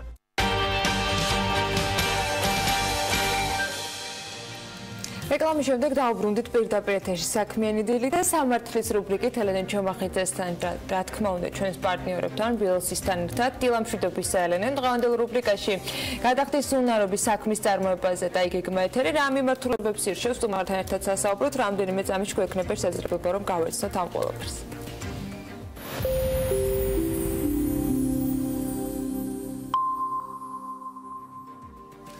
ანა, იუსტიციის სამინისტროს სხვა უწყებებთან და საერთაშორისო ორგანიზაციებთან ერთად გადახდის უნარობის საქმის წარმოების შესახებ სრულიად ახალ კანონს წერს. როგორი იქნება გადახდის უნარობის საქმის წარმოების შესახებ საბოლოო კანონპროექტი, ჯერჯერობით ეს ჩვენთვის ყოველ შემთხვევაში უცნობია, თუმცა იუსტიციის სამინისტრის მოადგილემ საქმის კურსთან საუბარში გასული წლის ნოემბერში იმ ძირითად ცვლილებებზე ისაუბრა, რაზეც ახალი კანონი გავრცელდება. როგორც მიხეილ სარჯველაძე განმარტავდა, კანონის მთავარი დანიშნულება ფინანსური სიძნელეების მქონე სტრუქტურების დახმარება იქნება, როგორც რეაბილიტაციის, ისე გაკოტრების საქმის წარმოების მიმართულებით. ასევე ახალი კანონი გადახედავს გადახდის უნარობის საქმის წარმოების პროცესში ჩართული სუბიექტების უფლება-მოვალეობებსაც, რომ მათი ინტერესების დაკმაყოფილება სხვა მონაწილეებისთვის ზიანის მიყენების გარეშე მოხდეს. საკმაოდ აქტუალური და საკმაოდ მნიშვნელოვანი საკითხია როგორც კერძო სექტორისთვის, ასევე პრინციპში შეიძლება ითქვას, რომ თითოეული ადამიანისთვის, ასე რომ ამ თემაზე სასაუბროთ ახლა ჩვენთან ერთად იქნება ცხადია ჩვენი პარტნიორი კომპანია, იურიდიული კომპანია BLC-ის პარტნიორი გიგაბატ მოგესალმებით ბატონო გიგა, ძალიან დიდი მადლობა მობრძანებისთვის. მე მაყურებელს მინდა შევახსენო, რომ ბატონი გიგა გადახდის უნარობის სამუშაო ჯგუფის რეფორმის სამუშაო ჯგუფის წევრიც გახლავთ, ასე რომ ორმაგაც საინტერესო და მნიშვნელოვანი ახლა თქვენთან საუბარი ბატონო გიგა. მოდით დავიწყოთ თავად აღნიშნული მიმართულების, რაც შეეხება გადახდის უნარობას და მოწესრიგებული გადახდის უნარობის ეკონომიკური მნიშვნელობის შესახებ. რა შეგიძლიათ გითხრათ, რამდენად მნიშვნელოვანია ზოგადად ეს მიმართულება ჩვენი ქვეყნისთვის და ეკონომიკისთვის. კიდევ ერთხელ მოგესალმებით, დიდი მადლობა შესაძლებლობა რომ მომეცა რომ ვისაუბრო ამ თემაზე, ძალიან მნიშვნელოვანი თემა. მოკლე შესავალი დავიწყებ, ანუ ზოგადად საინვესტიციო გარემოსთან კავშირში, როდესაც საუბარი ეხება ინვესტირებას, ანუ ეს არის პროექტის საწყისი ეტაპი, გადახდის უნარობა თითქოს და არ გამოიყურება როგორც მნიშვნელოვანი ინსტრუმენტი შემდგომი ეკონომიკური მოწესრიგებისთვის. ეს რატომ? იმიტომ რომ როგორც წესი ინვესტირების, ასე ვთქვათ, პროექტების წამოწყების ეტაპზე ხალხი არ ფიქრობს გადახდის უნარობაზე, გაკოტრებაზე და ფინანსურ სიძნელეებზე. თუმცა რეალობაში ეს ასე ვთქვათ, მოწესრიგებული გადახდის უნარობის სისტემა ძალიან მნიშვნელოვანია ეკონომიკის გაჯანსაღებისთვის და არა მხოლოდ იმისათვის, რომ ვთქვათ, კონკრეტულ კომპანიებს დავეხმაროთ და ორი ძირითადი მიმართულება რატომ? ერთი მოწესრიგებული სისტემის გარეშე შეუძლებელია რეაბილიტაცია უნარიანი საწარმოების გაჯანსაღება, ანუ შეიძლება მათ კონდეთ გაჯანსაღების უნარი, ბიზნესი როგორც ასეთი არის მომგებიანი, თუმცა კონკრეტულ მომენტში ფინანსურ სიზნელეებს გარდაქმნის. შეიძლება რაღაც ბიზნეს გადაწყვეტილებების გამო, მაგალითად, ზედმეტად დაიტვირთა მითი რა ქვია, ფინანსური ვალდებულებებით და მისი მიმდინარე შემოსავალი არ აკმაყოფილებს. თუმცა ზოგადად ბიზნესი ჯანსაღია და შეუძლია გადარჩენა რესტრუქტურიზაციის პირობებში. მაგრამ როდესაც ველაპარაკებით ბევრ კრედიტორს ერთად, ამისთვის გვჭირდება ინსტრუმენტი. ეს რაც შეეხება გაჯანსაღებას რეაბილიტაციის გზით, რომელზეც რეფორმის ფარგლებში მნიშვნელოვანი აქცენტი კეთდება. თუმცა არანაკლებ მნიშვნელოვანია გაკოტრების პროცესიც, ანუ წარუმატებელი საწარმოს ორგანიზებული გაყვანა ეკონომიკური ველიდან. რატომ არის მნიშვნელოვანი? ორი მიზნით არის ეს და ორი კუთხით გადმოსახედიდან უფრო სწორედ არის მნიშვნელოვანი. ერთი რომ ჩვენ შესაძლოა ამ კომპანიას თუ საწარმოს ახდენს აქტივები, რომელიც უბრალოდ თავის ღირებულებას ვერ სძენდნენ ეკონომიკას, დამატებით ღირებულებას არ ქმნიან იმის გამო რომ სიძნელეების ასე ვთქვათ გაჭედილ სიტუაციაში შეუძლებელია რომ მათ ოპერირება განახორციელონ, ხო? მნიშვნელოვანია რომ ეს აქტივები გამოვიტანოთ და ძალიან სწრაფად, მეთოდურად და ძალიან ეფექტურად გამოვიტანოთ წარუმატებელი კომპანიიდან და დაუბრუნოთ ეკონომიკას. იმ წარმატებული ბიზნესის შესაქმნელად, ხელახლა შესაქმნელად. მაგრამ ამავდროულად თქვენ კარგად მოგეხსენებათ, რომ ძალიან ბევრი ბიზნესმენი არსებობს სოფლიოში, რომელიც მათ შორის ტრამპიც, რომელიც ახლა ამერიკის პრეზიდენტია, რომელსაც არაერთი წარუმატებელი გაკოტრებული კომპანიის მფლობელობა აქვს თავის პირად ისტორიაში. და ეს რატომ არის მნიშვნელოვანი?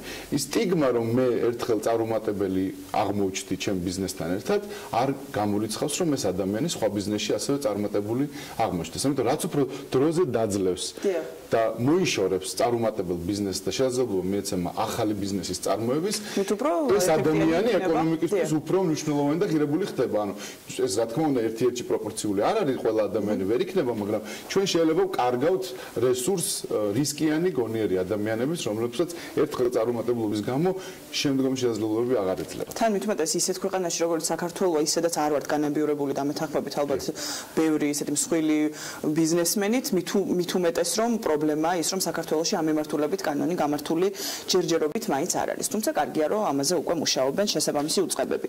მოდით თქვენ ყურადღებას გავამახვილებდი რეიტინგებზე და მინდა მოვიშველო ამ შემთხვევაში doing business-ის მიმართულებით ეს რეიტინგი. თქვენ ახსენეთ წეგან ინვესტორები და ამ კუთხით გადახდის უნარობის საქმის წარმოება და საკმაოდ ისეთ მჭიდრო კავშირია ამ ორ ცნებას შორის, ესე რომ ვთქვათ და მინდა რომ ვისაუბროთ ახლა იმ შედეგებზე პირველ რიგში, რაც ჩვენ რეიტინგებში გვაქვს, საერთაშორისო რეიტინგებში და რამდენად ახდენს ეს დაწინაურება იქნება თუ მდგომარეობის გაუარესება ზოგადად ინვესტიციებზე გავლენას. ანუ ინვესტიციებზე გავლენას პირდაპირ პროპორციულად არ ახდენს ალბათ, იმიტომ რომ თვითონ ინვესტორები გადაწყვეტილების მიღებისას უფრო ყურადღებით უყურებენ რა კონკრეტული ეფექტები ექნება გადახდის უნარობას შემდგომში და ამაზე ნება მომეცით რომ ცოტა მოგვიანებით ვისაუბრო რა პრობლემებს ვაწყდებით დღესაც რეფორმის შემდეგ. თუმცა ისტორიულად რომ მიმოვიხილოთ ჩვენი doing business-ის რენკინგებში წარმატების მიუხედავად გადახდის უნარობა რჩებოდა ერთ-ერთ ყველაზე სუსტ წერტილად ასე ვთქვათ ამ რენკინგების შემადგენელი ფაქტორებში.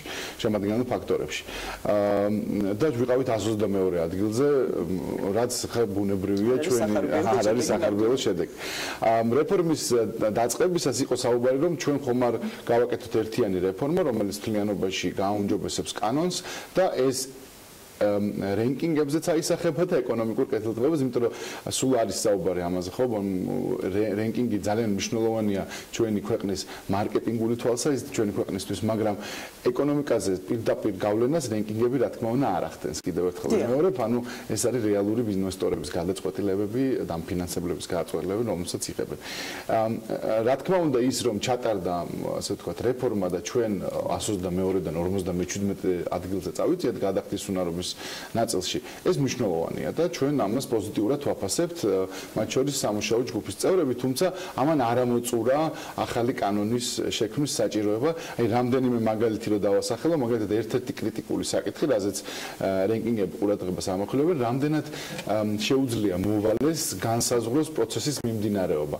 ანუ რამდენად შეუძლია განცხადების შეტანისას დაასახელოს მას რეაბილიტაცია უნარიანი გონია თავის საწარმო თუ გაკოტრებასკენ მიყავს.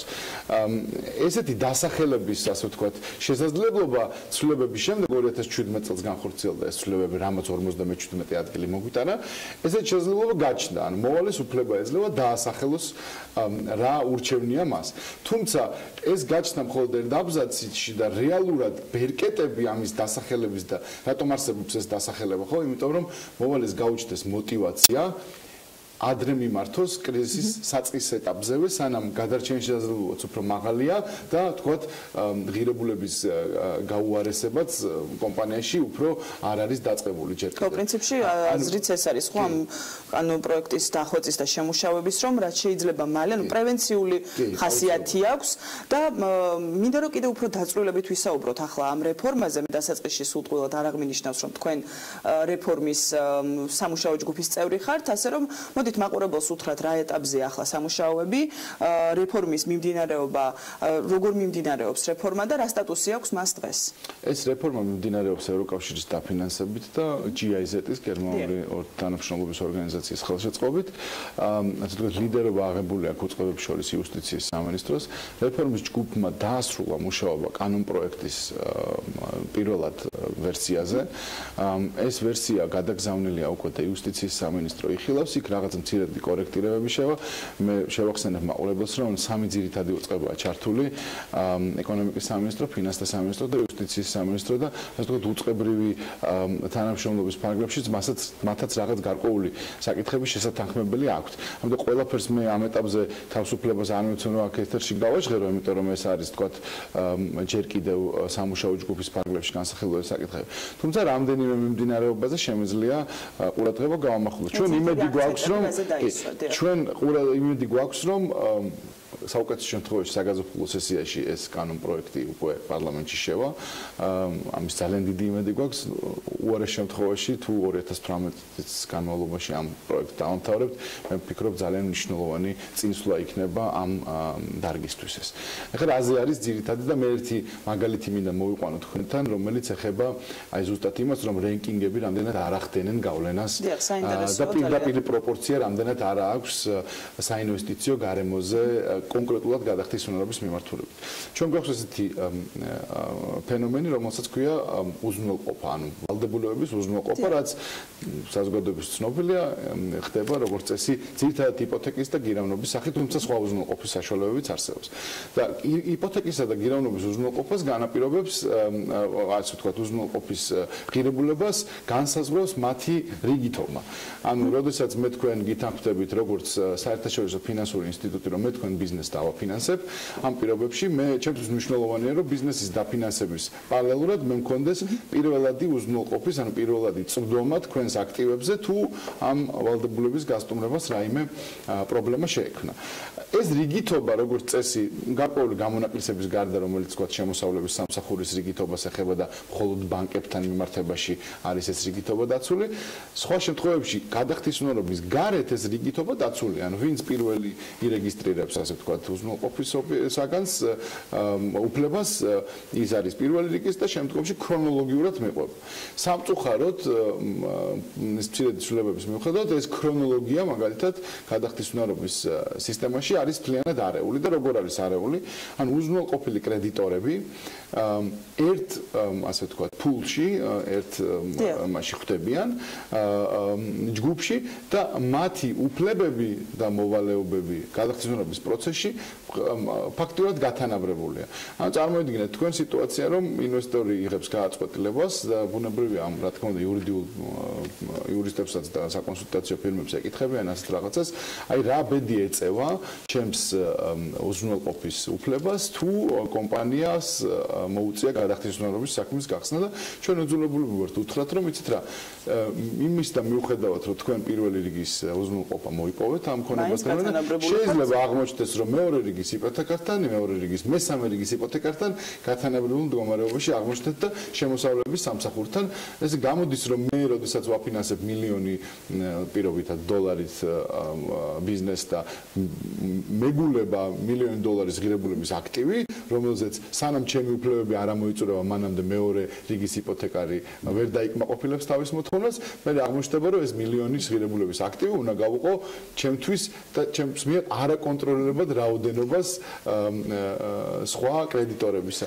როცა ახლა ვსაუბრობთ, ესეთ საკმაოდ ცხადი პრობლემაა, ხო, რეალურად ახლა თქვენ რო ყვებოდით, ერთი შეხედვით ძალიან მარტივი აღსაქმელია თუ რა რეაქცია შეიძლება ქონდეს თუნდაც ასეთ ინვესტორს, რომელიც საკმაოდ მსხვილ ინვესტიციას დებს ამა თუ იმ მიმართულებით. მაგრამ რატო ვერ მოხერხდა აქამდე საქართველოში? გარდა მე ალბათ ვფიქრობ, რომ ძალიან ბევრი ადამიანი იქნება ისეთი, ვინც რეალურად როდესაც ამ კანონზე მუშაობდა, გაცნობიერებული ქონდა ეს საკითხი, რაზეც ახლა ჩვენ ვსაუბრობდით და რაიმე თქვა წინააღმდეგობაში მოდის რაიმე სხვა მიმართულებით ჩვენ კანონმდებლობასთან თუ არა, მე არ ვფიქრობ წინააღმდეგობაში მოდის, ეს უბრალოდ კანონს თავისი სიცოცხლე გააჩნია, ანუ კანონი რო იქნება, ეს არ არის რა ქვია, ხისტი რეგულაციების ჩარჩო, რომელიც უცვლელი რჩება დროის განმავლობაში, როდესაც პრობლემატიკა ჩნდება, კანონი უნდა შეიცვალოს. ანუ როდესაც კანონს იღებდნენ, მე ვერ გეტყვით მათ მაგივრად რატომ არ გაითვალისწინეს, მაგრამ როდესაც პრაქტიკა მაჩვენა, რომ ეს მნიშვნელოვანი იყო, ამას დიდი ხანია მიდის საუბარი, უბრალოდ საუბარია იმაზე, როდის გავაკეთოთ ეს ეხლა თუ შემდგომში საფუძვლიანი რეფორმის პარალელში და მე შემიძლია ეს უკვე ჯგუფის სახელითაც დავადასტურო, რომ ამ საკითხს აუცილებლად ეშველება რეფორმის პარალელში, იმიტომ რომ ძალიან მნიშვნელოვანია, კიდევ ერთხელ ვამბობ, ანუ გადახდის უნარობა არავის არ ეგონოს, რომ არ არის მნიშვნელოვანი შესწავლის ობიექტი ინვესტირების პროცესში და მხოლოდ პრობლემა რო გაჩნდება, მე უყურებს ბიზნესმენი, ეს ესე არ არის. და ეს აუცილებლად შესაძლებელია. ასე ვთქვათ, ამ კუთხით ასევე მნიშვნელოვანია და მე ვფიქრობ, აღნიშნვის ღირსია, ანუ უზრუნველყოფილი კრედიტორის სტატუსთან დაკავშირებული სხვა საკითხები. ანუ როდესაც ჩვენ უზრუნველყოფილ კრედიტორს ამ მნიშვნელოვან უპირატესობას სხვა კრედიტორების მიმართ რიგითობის მიხედვით ვართმევთ. ამავდროულად ჩვენი კანონი დღევანდელი გადმოსახედიდან მათ აძლევთ ისეთ უფლებებს, რომელიც მათ რეალურად უზრუნველყოფის დაცვის შემთხვევაში არ ჭირდებათ. ანუ არასაჭირო ბერკეტებს აძლევს. მაგალითად, დღეს რეაბილიტაციის საკითხზე, რეაბილიტაციის გეგმასთან დაკავშირებით გააწყვეტილებას იღებს უზრუნველყოფილი კრედიტორი, ან უზრუნველყოფილი კრედიტორები. მაშინ, როდესაც თუ საუკეთესო პრაქტიკა, მსოფლიოს საუკეთესო პრაქტიკა მიგვითითებს, რომ უზრუნველყოფილ კრედიტორს შენ მისი უფლებების გარანტიის პირობით არ გაატან ქონებას, რომელიც რეალურად მას ეკუთვნის, ხო? ანუ უზრუნველყოფის საგანი, რომელზეც მას პირველი რიგის იპოთეკა აქვს, ან გირავნობა, მისი კუთვნილია, ვინაიდან ამით შეუძლია მოთხოვნა დაიკმაყოფილოს. არ ატან, იმიტომ რომ რეაბილიტაციას ხელი შეუწყო, მაგრამ მის, ასე ვთქვათ, უფლებებს გარანტიას აძლევს, მაგრამ რეაბილიტაციასთან დაკავშირებით გააწყვეტილებაში ისინი ხმის უფლებით საუკეთესო პრაქტიკის მიხედვით არ სარგებლობენ. რატომ? იმიტომ რომ ის არ არის, ან არ შეიძლება როგორც წესი დაინტერესებული იყოს რეაბილიტაციით. ამიტომ ასე ვთქვათ, ინტერესთა კონფლიქტი, ანუ ერთის მხრივ მე მაქვს ხალისხიანი უზრუნველყოფა და ეს ხალისხიანი უზრუნველყოფა ხელს მიწყობს, რომ მე დავიკმაყოფილო ჩემი ინტერესი, ჩემი მოთხოვნა, თუ ამ პირობებში მე ვარ დაინტერესებული რეაბილიტაციით, მე შეიძლება ხმა მივცე, მაგრამ არ შეიძლება იმაზე უპირატესი ხმა მქონდეს, ვიდრე ის კრედიტორები, რომლებიც ბუნებრივად დაინტერესებულები არიან რეაბილიტაციით, ვინაიდან რეაბილიტაციის გარეშე ისინი ვერაფერს ვერ იღებენ. აი ეს არის კონფლიქტი, რომელსაც ჩვენი კანონი დღესდღეობით შეიცავს და გსურს, რომ ეს კონფლიქტებიც, ასე ვთქვათ, მოვაგვაროთ ახალი. მე როგორც ვაკვირდები, ახლა საუბრისა საკმაოდ კომპლექსური საკითხია მართლა და ესე ერთი შეხედვით არ არის ისეთი მარტივი და საკმაოდ ისეთი სამუშაოა ჩასატარებელი, ხო, საფუძვლიანი.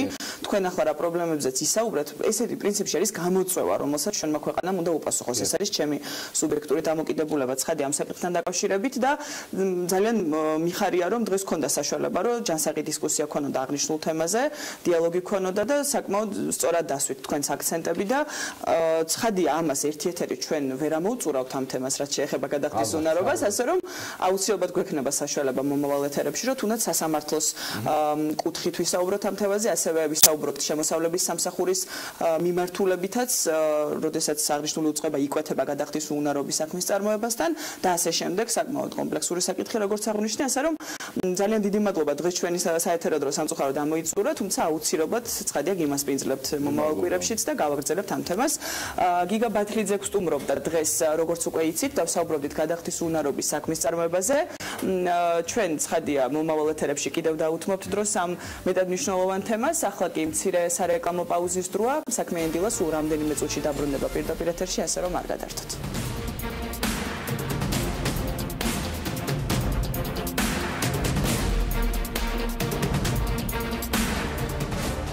გადაცემის სპონსორია მრავალფუნქციური პროექტი Axis Towers-ი, თანამედროვეობის ახალი სტანდარტი. Axis Towers.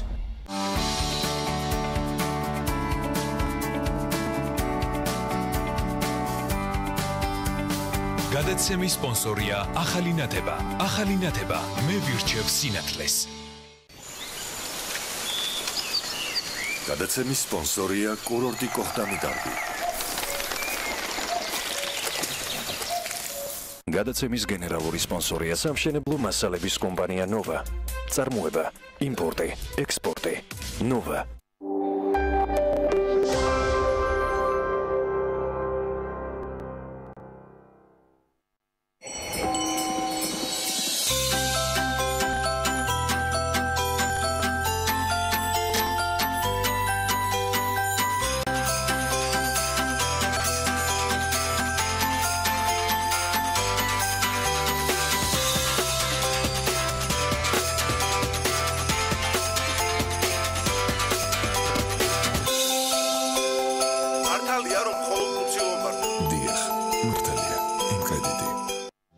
ჩვენი მისია ვიზღვნოთ პაციენტების ჯანმრთელობაზე. მივაწოდოთ მათ მაღალი ხარისხის სამედიცინო მომსახურება პროფესიონალთა გუნდის დახმარებით. კვალიფიციური მედპერსონალი, უახლესი სამედიცინო აპარატურა. აირჩიეთ მხოლოდ საუკეთესო თქვენი ჯანმრთელობისთვის. უთარ ჩხეიძის 14. ტელეფონი 218-04-15. ჰოსპიტალი სერტიფიცირებულია ISO 9001-2015 სტანდარტით. ელიზაბეთ ბლეკველის ჰოსპიტალი. თებერვალის ინტერნეტ პარტნიორია MyVideoG. იხილეთ ყველა ვიდეო MyVideoზე. კომპანია Automotors-ი, უახლესი ტექნოლოგიები, კვალიფიციური პერსონალი, ჰიბრიდული ავტომობილების სწრაფი და ხარისხიანი მომსახურება უმოკლეს ვადებში. ავტონაწილების და საავტომობილო ზეთების ფართო არჩევანი. Automotors-ი. მიიღე მაქსიმალური კომფორტი. მეგობარი, მინდა მომყვებოდეს მხარდამხარ. მომწეს мотивация. მომეხმაროს მიზნის მიღწევაში. მაჩვენოს მეთლის მეორე მხარეც. მირჩიოს მიმართულება მარცხნივ თუ მარჯვნივ. ჭირდება იყოს მოქნილი, რომ მომერგოს. მითხრას მხოლოდ მართალი. მენდოს და მივენდო. MPC. შენი ფინანსური მრჩეველი.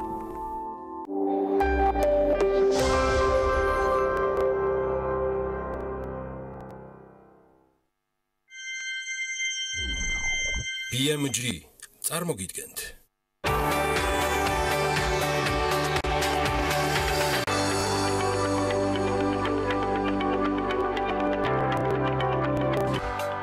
მორიგი სამუშაო კვირა და აქტუალური თემები. სტუმრები ორშაბათის ნარატივით.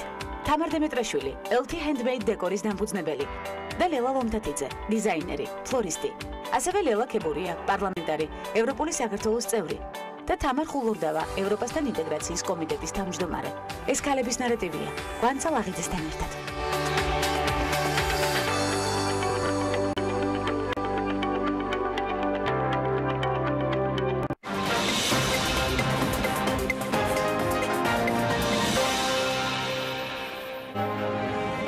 სასამართლო რეფორმა, სავაჭრო ურთიერთობები და ქართული პროდუქტის საექსპორტო პოტენციალი ევროკავშირში. იანო შერმანი საქართველოს მიღწევებსა და გამოწვევებზე საქმის კურსის ეთერში.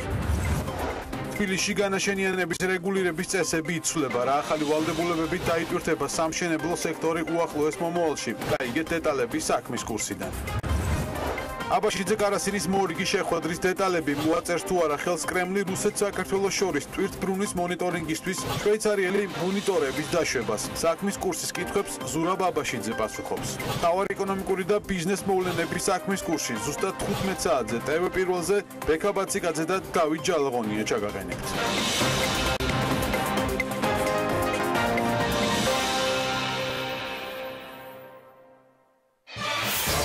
რეიტინგის 100%-იანი ზრდა.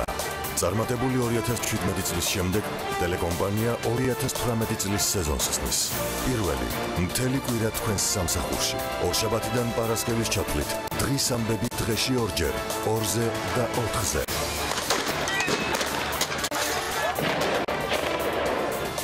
ყოველ დღე საღამოს 2 საათიანი ეთერი.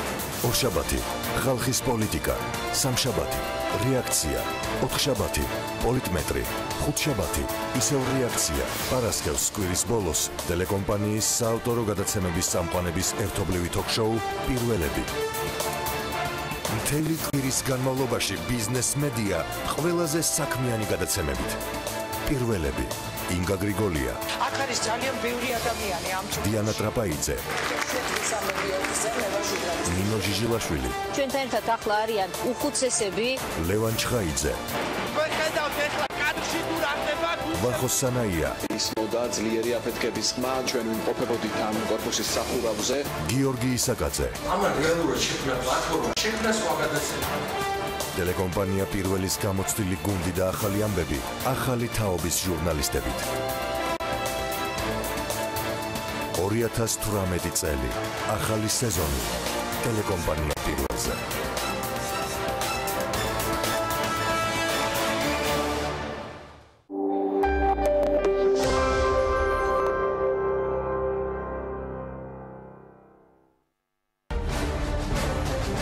გადაცემის სპონსორია მრავალფუნქციური პროექტი Axis Towers-ი, თანამედროვეობის ახალი სტანდარტი. Axis Towers.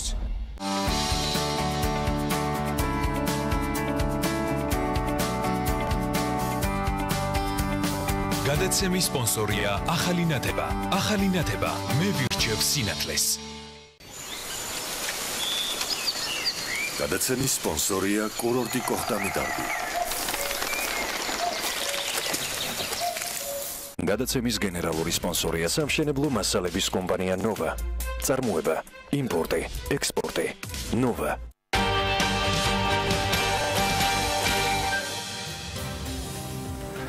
$2017 წელს საქართველოსთან ექსპორტმა 2 მილიარდ 728 მილიონი დოლარი შეადგინა. ეს მაჩვენებელი 2016 წლის მონაცემზე არის 29%-ით მეტი. 2017 წელს სასაქონლო ჯგუფებიდან საექსპორტო ათეულში პირველი ადგილი სპილენძის მადნებს და კონცენტრატებს ეკავა და უკავია და მთელი ექსპორტის 15%-ზე მეტი შეადგინა. 15.4%. ფეროშენადნობების ექსპორტი კი მთლიანი ექსპორტის 11%-ზე მეტია. მესამე ადგილზე მსუბუქი ავტომობილების ჯგუფი იმყოფებოდა. აქ მთელი ექსპორტის 8.6% არის ზეა საუბარი, ეს რაც შეეხება სასაქონლო ჯგუფებს. თუმცა ყველაზე მეტად მაინც ვთვლი, რომ საინტერესოა ვინ და რა გაიტანა საქართველოსთან და საქართველოს ფარგლებს გარეთ. ამ სტატისტიკას აქვეყნებს Forbes-ი, რომელსაც გაეცნო სალომე მეცხვარიშვილი. და დეტალებზე ახლა უფრო სულად მოგიყვება. ჩვენ ვერ ჩამოვყალიბდით მას უფრო მოენატრა საქმიანდილა თუ საქმიანდილას უფრო მოენატრა სალომე, როგორც ეს მისი და ანა ლაპიაშვილის ერთობლივ სელფშია, მაგრამ ერთში დარწმუნებული ვარ, რომ ექსპორტს და ექსპორტიორებს გასხლავს. წარმატებები. დილამ მშვიდობისა გიორგი, მოგესალმებით შენ და მივესალმებით საქმიანი დილის მაყურებელს, რაც შეეხება ექსპორტს. ექსპორტი და მისი ზრდა არის ერთ-ერთი ყველაზე მნიშვნელოვანი საკითხი, რომელიც საქართველოს ეკონომიკურ ზრდას განაპირობებს, რა თქმა უნდა, პირდაპირ უცხოურ ინვესტიციებთან და ტურიზმთან ერთად. წლიდან წლამდე საქართველოს მიერ ექსპორტირებული პროდუქცია იზრდება, თუ არ ჩავთ 2015-16 წლებს საექსპორტო პროდუქციის ტოპ 10-ულიც პერიოდში ცვლილება ამ მიმართულებით თხილს შეეხო, რომელიც აზიური ფაროსანას გამო დღეს საექსპორტო ათეულში ბოლო ადგილს იკავებს, როდესაც მავნებლის გავრცელებამდე თხილი ნომერ მეორე კონკრეტულ წლებს მას ასე, რას ყიდის საქართველოს საზღვრებს გარეთ და რომელი კომპანიები ყიდიან ყველაზე მეტ პროდუქტს საერთაშორისო ბაზარზე. ერთ-ერთი ყველაზე აქტიური ამ მხრივ არის IDS ბორჯომი, რომელიც აწარმოებს ისეთ ბრენდებს, როგორც არის ბორჯომი, ლიკანი, ბაკურიანი, ნატურალური მინერალური წყლების მწარმოებელი კომპანია. იგი ასაქმებს დაახლოებით 4000 ადამიანს და 40-ზე მეტ ქვეყანაში გააქვს ქართული ნაწარმი, ასე ვთქვათ. რაც შეეხება შემდეგ პროექტს. ეს არის სააქციო საზოგადოება RMG Gold და RMG Cooper-ი, ორივე საწარმო Rich Metals Group-ში შედის და მათი ძირითადი საქმიანობაა ფერადი ლითონების, ძვირფასი ლითონებისა და ქვების წარმოება. ეს არის საქართველოსა და ამიერკავკასიაში ერთ-ერთი უმსხვილესი საწარმო, რომელიც ბოლნისის რაიონში სამთო-მოპოვებითი საქმიანობით არის დაკავებული. ორივე კომპანიაში 3000-მდე ადამიანი მუშაობს. შემდეგი საწარმოზე უნდა გადავიდეთ. ერთ-ერთი ყველაზე უმსხვილეს ექსპორტიორებს შორის ასევე არის ჯორჯიან მანგანაზი, რომლის საქმიანობაა მანგანუმის მოპოვება, სასარგებლო წიაღისეულის მოპოვება და გადამუშავება, ფეროშენადნობი მასალებისა და ფოლადების წარმოება. სწორედ ფეროშენადნობებს უჭირავს საექსპორტო ათეულში დღეს მეორე ადგილი. უმსხვილეს ექსპორტიორთა შორის ასევე არის რუსთავის აზოტი. კომპანიის საქმიანობა აზოტის, ქიმიური პროდუქციისა და ნედლეულის წარმოება. რუსთავის აზოტში დღეისთვის 2000-მდე ადამიანია დასაქმებული. აქვე კომპანია Toyota კავკასია და ცენტრალური აზია. მათი საქმიანობა ძირითადად არის, როგორც ხედავთ, ავტომობილებით ვაჭრობა. მიუხედავად იმისა, რომ საექსპორტო ათეულში სასაქონლო ჯგუფებს შორის არ მოხვდა ტექსტილის ნაწარმი, ერთ-ერთ უმსხვილეს ექსპორტიორად სწორედ შპს აჭარა ტექსტილე გვევლინება, რომლის საქმიანობა ქალისა და მამაკაცის ტანსაცმლის კერვა და ექსპორტია. კომპანია ნაწარმს მყიდის ევროპის ქვეყნებში ძირითადად. უმსხვილეს ექსპორტიორებს შორის მოხვდა კომპანია Geospirt Prome, რომელიც ალკოჰოლური სასმელებით ვაჭრობს და გააქვს ქართული პროდუქცია საქართველოს ფარგლებს გარეთ. აქვე Pharma Logistic, რომლის საქმიანობა არის ძირითადად მედიკამენტებით ვაჭრობა, უნდა ითქვას, რომ სამკურნალო საშუალებების ექსპორტი საექსპორტო ათეულში მეხუთე ადგილს იკავებს. უმსხვილესი ექსპორტიორია ასევე კავკასიან მეტალს ტერმინალიც, რომლის ძირითადი საქმიანობა ტვირთების გადაზიდვის და შენახვის მომსახურებებია. კომპანია ფოთისპორტთან ახლოს მდებარეობს და დაახლოებით 100-მდე ადამიანს ასაქმებს. უნდა თქვა ისიც, რომ კომპანიები არ არის დალაგებული რეიტინგის მიხედვით, ამასთან საქსტატი არ გასცემს ინფორმაციას კონკრეტულად რა მოცულობის ექსპორტი განახორციელეს აღნიშნულმა მწარმოებლებმა. საომეს საინტერესო მიმოხილვისათვის ეს არის თემა, რომელსაც პრინციპში ჩვენ არც აქ დავასრულებთ და არც ეს იქნება ის სტატისტიკა მხოლოდ რომელთან დაკავშირებითაც საქმე ენდილა ისაუბრებს. წინ საინტერესო რუბრიკა გველოდება. არ ვიცი იცით თუ არა, მაგრამ პარიზის ლუვრს ზუბალაშვილების ნაჩუქარი 591 ხელოვნების ნიმუში ამშვენებს, რომელთა შორის არის დეგას, სეზანის, მატისის, მონეს, პიკასოს, როდენისა და სხვა შედევრები. მსოფლიოში ნამდვილად გამორჩეული მუზეუმის ფონზე ჩაწერილ ვიდეობლოგამდე ემილ ავდალიანმა დღეს ზუბალაშვილების ქართული ბიზნეს ისტორიის მოკლე ეპიზოდი მოგვიმზადა. ნახოთ ვიდეობლოგი.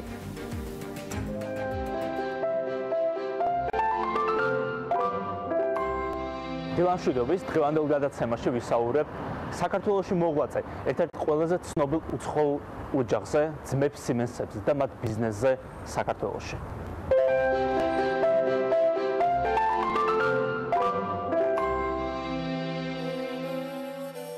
1868 წლის 17 ნოემბერს თბილისში რუსულენოვან გაზეთში კავკასში ერთი საინტერესო განცხადება გამოჩნდა. ძმების სიმენსები ითხოვდნენ 2-3 ოთახიანი ბინის მოძებნას სოლოლაკის რაიონში და ეს შენობა მოიძებნა ზუსტად იმ ადგილას, რომელსაც თქვენ ხედავთ ზუსტად ჩემს უკან ამ შენობაში, თანამედროვე ლადო ასათიანის ნომერ 30-ში. ჩვენ მათზე უკვე ვისაუბრეთ, ეს ის ოჯახი არის, რომელმაც საქართველოში დაიწყო ნავთობის მოპოვება და სხვა წიაღისეულის მოძებნა და გამოყენება საქართველოს მასშტაბით და ევროპაში გატარა. ამავდროულად ძმების სიმენსები საინტერესონი არიან იმითაც, რომ ისინი პირველები იყვნენ, ვინც გაიყვანეს სატელეგრაფო ხაზები საქართველოში. პირველი სატელეგრაფო ხაზი 1858 წელს გაიყვანეს თბილისიდან კოჯრამდე. მომდევნო ხაზები იყო თბილისი მოსკოვის მიმართულებით. შემდეგი იყო თბილისი ფოთის მიმართულებით. ასევე იყო ბაქოსა და თბილისამდე გაყვანილი სატელეგრაფო ხაზები. თუმცა ყველაზე საინტერესო ალბათ ის არის, რომ საქართველოს გადიოდა 1870 წელს გახსნილი ყველაზე ცნობილი ინდოეთის ტელეგრაფი. ქალაქ ლონდონიდან ინდოეთამდე, ქალაქ კალკუტამდე. ეს ხაზი გადიოდა საქართველოზე სოხუმი, ქუთაისი, თბილისის მიმართულებით. ძმების სიმენსებიდან ყველაზე ცნობილი წარმომადგენლები, რომლებიც თბილისში ცხოვრობდნენ, იყვნენ ვალტერ სიმენსი და ოტო სიმენსი. ვალტერ სიმენსი სამწუხარო ბედი ეწია, რადგან სტუმრად მიმავალი ის 35 წლის ასაკში ცხენიდან ჩამოვარდა. ვალტერ სიმენსი დასაფლავებულია ვერის სასაფლაოზე, თუმცა მისი საფლავი დღემდე არ არის აღმოჩენილი. მეორე ძმა ოტო სიმენსი იყო პრუსიის წარმომადგენელი სამხრეთ კავკასიაში და ის 1871 წელს გარდაიცვალა. ის ასევე არის დასაფლავებული ვერის სასაფლაოზე და ისევე როგორც ვალტერის შემთხვევაში ჩვენ არ მოგვეპოვება ზუსტი ადგილსაყოფელი მისის საფლავის. სიმენსების წარმომადგენლობა თბილისში იყო ერთ-ერთი ყველაზე მნიშვნელოვანი, რაც მათ გაუხსნიათ ამ რეგიონში. ქალაქ ვენასა და სანქტ-პეტერბურგის შემდეგ ისინი ზუსტად თბილისში ჩამოვიდნენ, რადგან თბილისის ადგილმდებარეობა მათ ხელს აძლევდა უფრო ახლოს ყოფილიყვნენ მახლობელ აღმოსავლეთთან და რუსეთის ცენტრალურ ნაწილებთან. ასეთი იყო ძმების სიმენსების მოღვაწეობა საქართველოში. ადამიანების, რომელთაც შექმნეს მსოფლიოში ერთ-ერთი ყველაზე ცნობილი ბრენდი, კომპანია სიმენსი და პირველმა დაიწყო საქართველოში ნავთობის მოპოვება და სატელეგრაფო ხაზების გაყვანა.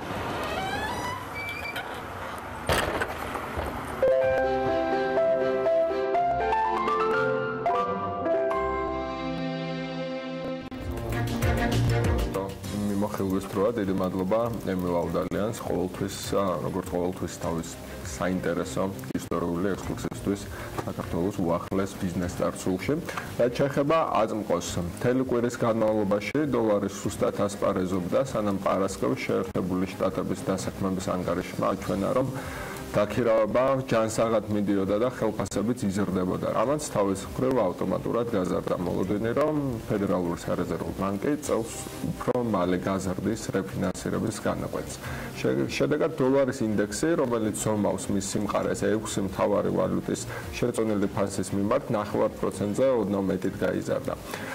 თითოეულ ინდიკატორს რო დავუყვეთ, რამაც განაპირობა დოლარის გაძვირება, ეკონომიკური ინდიკატორებს გულისხმობ, ამერიკის ეკონომიკამ გასულ თვეში 200,000 ახალი სამუშაო ადგილი შექმნა შრომის დეპარტამენტის ანგარიშით, ხოლო უმუშევრობის წილი 4,1%-მდე დავიდა, შემცირდა და 17 წლის მინიმუმზეა ეს მაჩვენებელი. საშუალო საათობრივი გამომუშავება ამერიკაში 0,3%-ით გაიზარდა წინა თვესთან, ანუ დეკემბერთან შედარებით იანვრის, ხოლო წინა წელთან, წინა წლის იანვართან შედარებით თითქმის 3%-ით მარლა. 2009 წლის მერე ასეთი ზრდა ამ მიმართულებით არ ყოფილა, ხელფასების ზრდის დაჩქარებულმა ტემპმა გააჩინა მოლოდინი, რომ ინფლაციის სამიზნე ნიშნული მალე მიიღწევა და ხაზზე გაუსვა აუცილებლობას ფედერალურმა სარეზერვო ბანკმაც რეფინანსირების განაკვეთის ზრდის ტემპი დააჩქაროს. მოგეხსენებათ, მონეტარული პოლიტიკის გამკაცრების სიგნალი დოლარს ამყარებს, რადგან იზიდავს ინვესტორებს, ვისაც ვალუტის გარდაუვალ გაძვირებაზე ხელის მოთხოვებას. მით უმეტეს, რომ გასულ კვირაში შტატების ცენტრალურმა ბანკმა განაკვეთი უცვლელი დატოვა, თუმცა განაცხადა, რომ მათი მოლოდინით ინფლაცია 2018-ში გაიზრდება. ეს კი თავის მხრივ ამყარებს მოლოდინს, რომ სესხის ფასიც გაიზრდება. წელს ფედს რეფინანსირების განაკვეთის 3-ჯერ გაზრდის გეგმა აქვს, მაგრამ პარასკევის ამ მცირე ზრდას პრინციპში შეგვიძლია ვთქვათ, რომ გარდატეხი მნიშვნელობა დოლარის ახლანდელი მდგომარეობისთვის არ ქონია. იანვრის თვეში დოლარი ჯამში 3%-ზე მეტით გაიაფთა იმ მოლოდინის გამო, რომ მსოფლიოს სხვა ცენტრალურმა ბანკებმა, ევროპის ცენტრალური ბანკის ჩათვლით შეიძლება უფრო სწრაფ ტემპში გაზარდონ განაკვეთი. რაც შეეხება ბოლო მონაცემებს სხვადასხვა სავალუტო წყვილებთან, ევროს ფასი 0,5%-მდე შემცირდა პარასკევს ხუთშაბათთან შედარებით დოლარსა და 24.9%-ზე ოდნავ მეტი ღირს, დოლარი გაძლიერდა იენის მიმართაც, აქ უკვე 9%-ზე კარგამეტით, 0,79%-ით და ახლა 1 დოლარი 100 იენი უფრო 1 დოლარი 100 იენა ღირს. გირვანქა სტერლინგი რამდენიმე დღის ყველაზე დაბალ ფასზე ჩამოვიდა, მას შემდეგ რაც პროცენტზე მაღალი მაჩვენებლით გაიაფთა. ახლა 1 გირვანქა სტერლინგი დოლარი და 51 ცენტი ღირს. მიმდინარე კვირის პირის ეკონომიკური კალენდარი საკმაოდ მსუბუქია.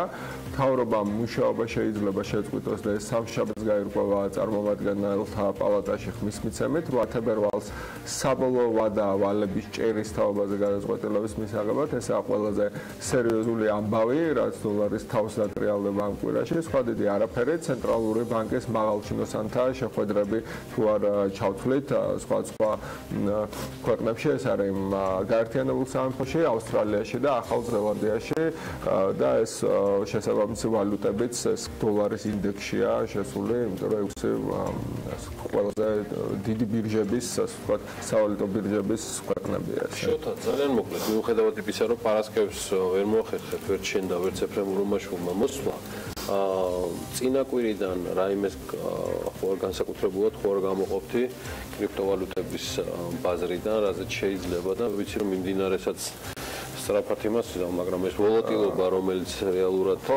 ძლდება, პარასკევს რაც გვინდოდა გვეთქვა ამ ვოლატილობასთან დაკავშირებით, ესე იგი ტექნიკურ ცხრილზე დაიხატა ესეთი დახრილი სოლისებრი შეიფი. ხო, მრუდი.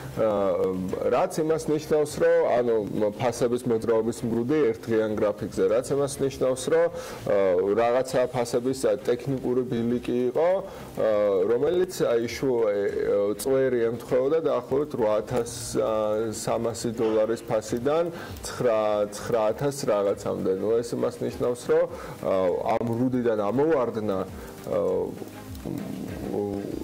უწევდა ისე, რომ ან $8,300 ქვეშ უნდა დახურულიყო ფასი, ან უფრო ზევიდა $8,300 ქვეშ რო დახურულიყო, ამ დიდ ინსტიტუციურ ინვესტორებს ხო ავტომატური ტრეიდინგის ბოტები აქვს და ვინაიდან ეს იყო ეგრეთ წოდებული supporting line, ანუ ასე ვთქვათ, საყრდენი ხაზი ფასის ავტომატური ბრძანებებია მიცემული იმაზე, რომ დღე თუ დაიხურა სიტყვაზე $8,300-ზე ნაკლებად გაყიდეთ და ინსტიტუციური ინვესტორების გადაწყვეტილებას როგორც წესი მიყვება ხოლმე ვთქვათ დანარჩენები, იმიტომ რომ დიდი ლოტებით გაყიდვა გავლენას ახდენს ფასზე.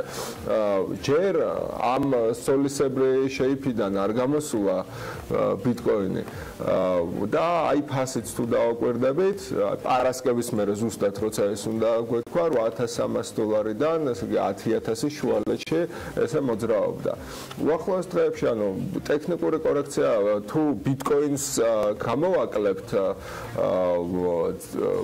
ალტკოინების ძირითად მასას, იანვარში პრინციპი შეგვიძლია ვთქვათ, რომ არ იყო ბიტკოინისთვის საუკეთესო თვე, მაგრამ ესე იგი ალტკოინების კაპიტალიზაცია ბაზრის გაიზარდა, უბრალოდ ბიტკოინის წილი შემცირდა ბაზარზე, რაც იმას ნიშნავს, რომ სხვა ვალუტები წამოვიდნენ წინ, სხვა ვალუტებში მეტი დააბანდეს და ბიტკოინს თუ გამოვაკლებთ და ისე შევხედავთ ამ გრაფიკზე, ჩანს, რომ ესე იგი ეს სხვა ვალუტები განიცდიან ტექნიკურ კორექციას ძალიან ესეთი სტანდარტულ თარგზე რა, ეს ორთავიანის head and shoulders რასაც ეძახიან, ეს ორთავიანი გრაფიკი რო იხატება ხოლმე. ხო და მაგას ხო და ბირჟის ტრეიდერებში არის ეგეთ სლენგი. ხო და მაგ ტექნიკური კორექციის დაძლევს ეტაპზე ვართ ახლა. მთავარი არის ბიტკოინის დღე არ დაიხურას ისე, რომ $8,300 ქვეშ ჩამოვიდეს, რაც იმას ნიშნავს, რომ ავტომატური გაყიდვების ბრძანებები წამოვა, რაც კიდევ უფრო დაასუსტებს ამას და ვინაიდან მთელი ბაზარი ჯერ მაინც ბიტკოინის ფასს არის მიბმული და მაინც ბიტკოინის ფასი ახდენს გავლენას ყველა სხვა კრიპტოვალუტის ფასზე, როგორც წესი ბიტკოინით ხდება ბიტკოინის მიმართ არის ინდექსირებული ფასები სხვა სავალუტო ბირჟებზე. ბიტკოინის მოკლედ დასუსტება მთელ ბაზარს მაგრად დაარტყავს და არის ამის ალბათობა.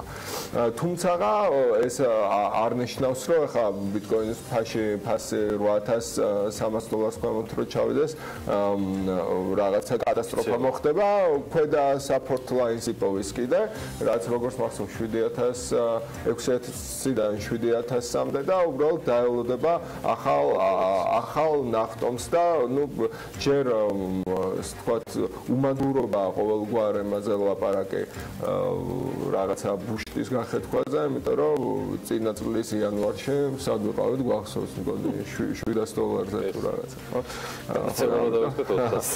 ხო და ამიტომ ჯერ კარგად ვართ. მადლობა დიდი. მადლობა შოთად იღმევაშვილ. ჩვენ გავიდეთ ახლა მოკლე რეკლამაზე და კიდევ ერთი ინოვაციური საწარმო უნდა გაგაცნოთ სულ რამდენიმე წუთში. ეს უკვე რეკლამის შემდეგ იქნება. აი აქვე, აი ამ სტუდიაში თქვენთან ერთად დავკავდებით შედუღებით, იმიტომ რომ ავტონომიური ელექტროშემადუღებელი აპარატები გვაქვს თან, რომელსაც სულ მალე კომპანია TVM Innovation და მისი დირექტორი წარმოგიდგენთ. ამიტომ არ გადაარდეთ, პირდაპირ ეთერში შედუღებით დავკავდებით. ამინდის პროგნოზის სპონსორია SEU Development-ი.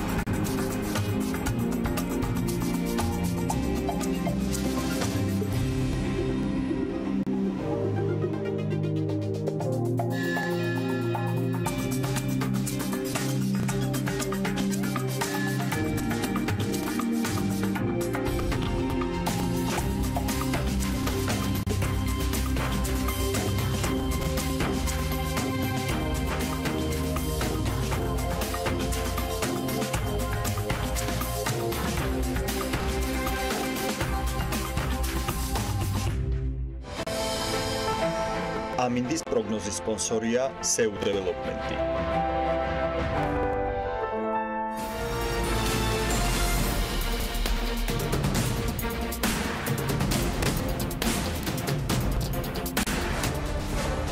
გადაცემის სპონსორია მრავალფუნქციური პროექტი Axis Towers-ი, თანამედროვეობის ახალი სტანდარტი. Axis Towers.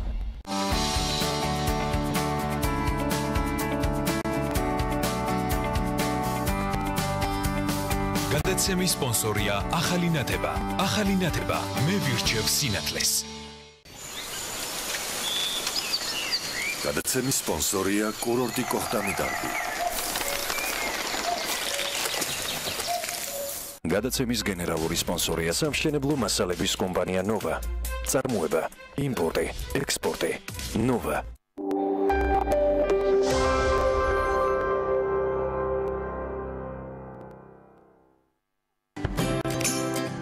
შეიძინა ბინა Green Hill Residence-ის დასრულებულ კომპლექსში. მისამართი საბურთალო უნივერსიტეტის 5. გადმოდი ჩვენთან. პილიცილიტე. სანდომი ყველაზე ტკბილი ზღაპარი.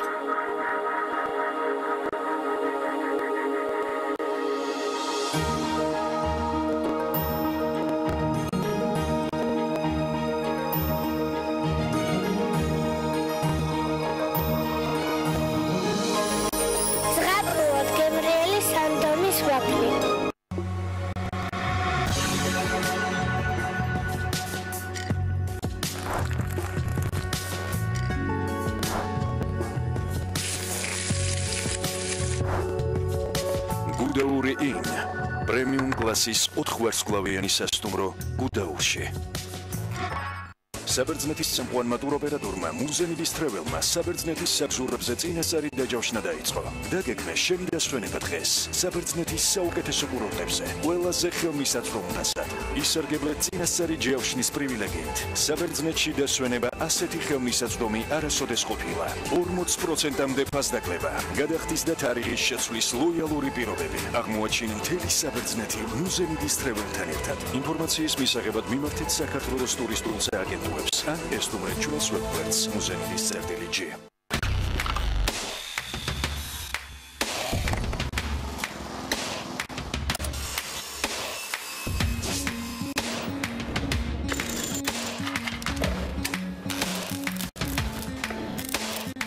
პროფესიონალი სამუშაო ხელსაწყოები.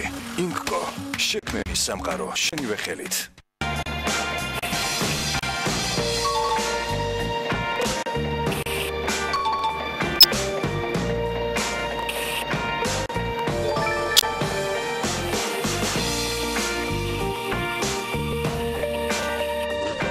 ჩასხმის სიზუსტით ვზრდით გავლილ მანძილს. ფრეგო, გონევრული გადაწყვეტილება. ჩვენი მისია ვიზრუნოთ პაციენტების ჯანმრთელობაზე. მივაწოდოთ მათ მაღალი ხარისხის სამედიცინო მომსახურება პროფესიონალთა გუნდის დახმარებით. კვალიფიციური მედპერსონალი, უახლესი სამედიცინო აპარატურა. აირჩიეთ მხოლოდ საუკეთესო თქვენი ჯანმრთელობისთვის. უთარ ჩხეიძის 14, ტელეფონი 018-04-15. ჰოსპიტალი სერტიფიცირებულია ISO 9001-2015 სტანდარტით. ელიზაბეთ ბლეკველის ჰოსპიტალი.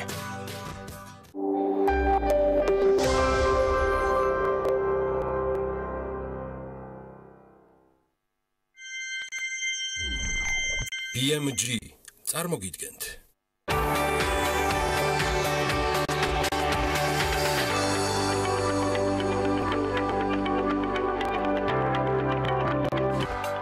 მორიგი სამუშაო კვირა და აქტუალური თემები. სტუმრები ორშაბათის ნარატივით. თამარ დემეტრაშვილი, LT Handmade დეკორის დამფუძნებელი და ლელა ლომთათიძე, დიზაინერი, ფლორისტი. ასევე ლელა კებურია, პარლამენტარი, ევროპული საქართველოს წევრი. და თამარ ხულურდავა, ევროპასთან ინტეგრაციის კომიტეტის თავმჯდომარე. ეს ქალების ნარატივია, კვანცა ლაღიძესთან ერთად.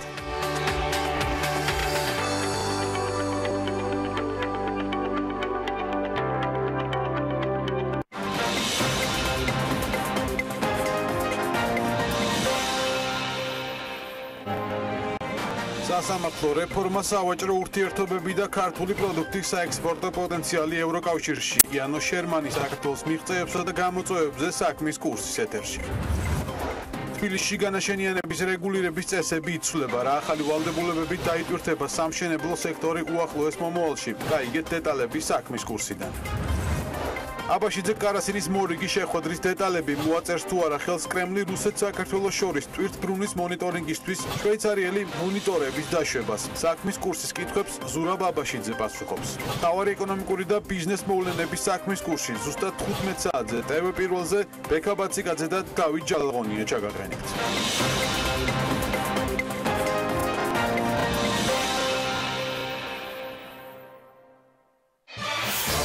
რეიტინგის 100%-იანი ზრდა.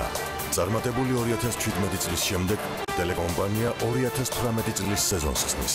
პირველი მთელი კვირა თქვენს სამსახურში. ორშაბათიდან პარასკევის ჩათვლით დღის ამბები დღეში ორჯერ, 2-ზე და 4-ზე.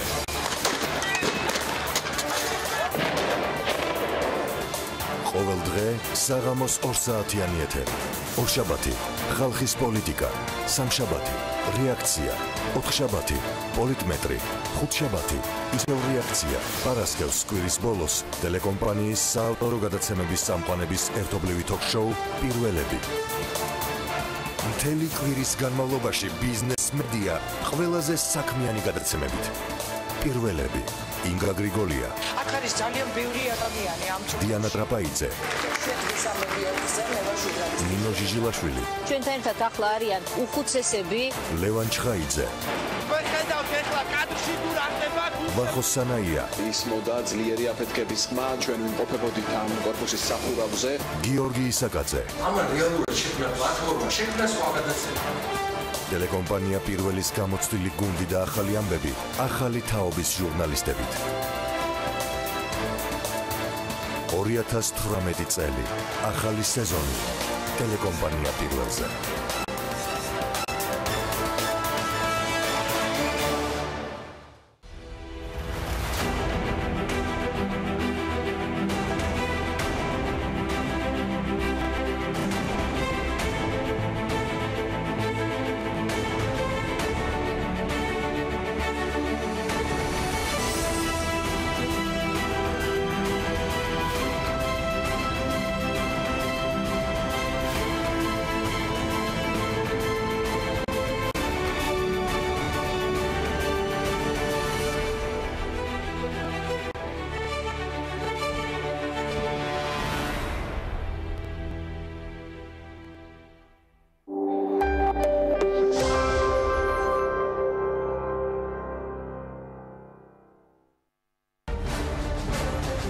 გადაცემის სპონსორია მრავალფუნქციური პროექტი Axis Towers-ი, თანამედროვეობის ახალი სტანდარტი.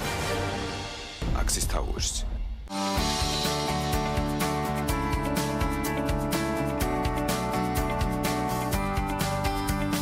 გადაცემის სპონსორია ახალი ნათება. ახალი ნათება მე ვირჩევ სინათლეს. გადაცემის სპონსორია კურორტი კოხტამიდარბი. გადაცემის გენერალური სპონსორია სამშენებლო მასალების კომპანია ნოვა. წარმოება, იმპორტი, ექსპორტი. ნოვა. არავისთვის დასამალი არ არის, რომ ყოველი, ასე ვთქვათ, სეზონის, სატელევიზიო სეზონის წინ BMG ცდილობს, რომ სხვადასხვა განახლებებით შევიდეს ეთერში. შეიძლება იყოს რუბრიკური, მთლიანად გადაცემები, ფორმატი, შეფუთვა, უამრავი სხვა.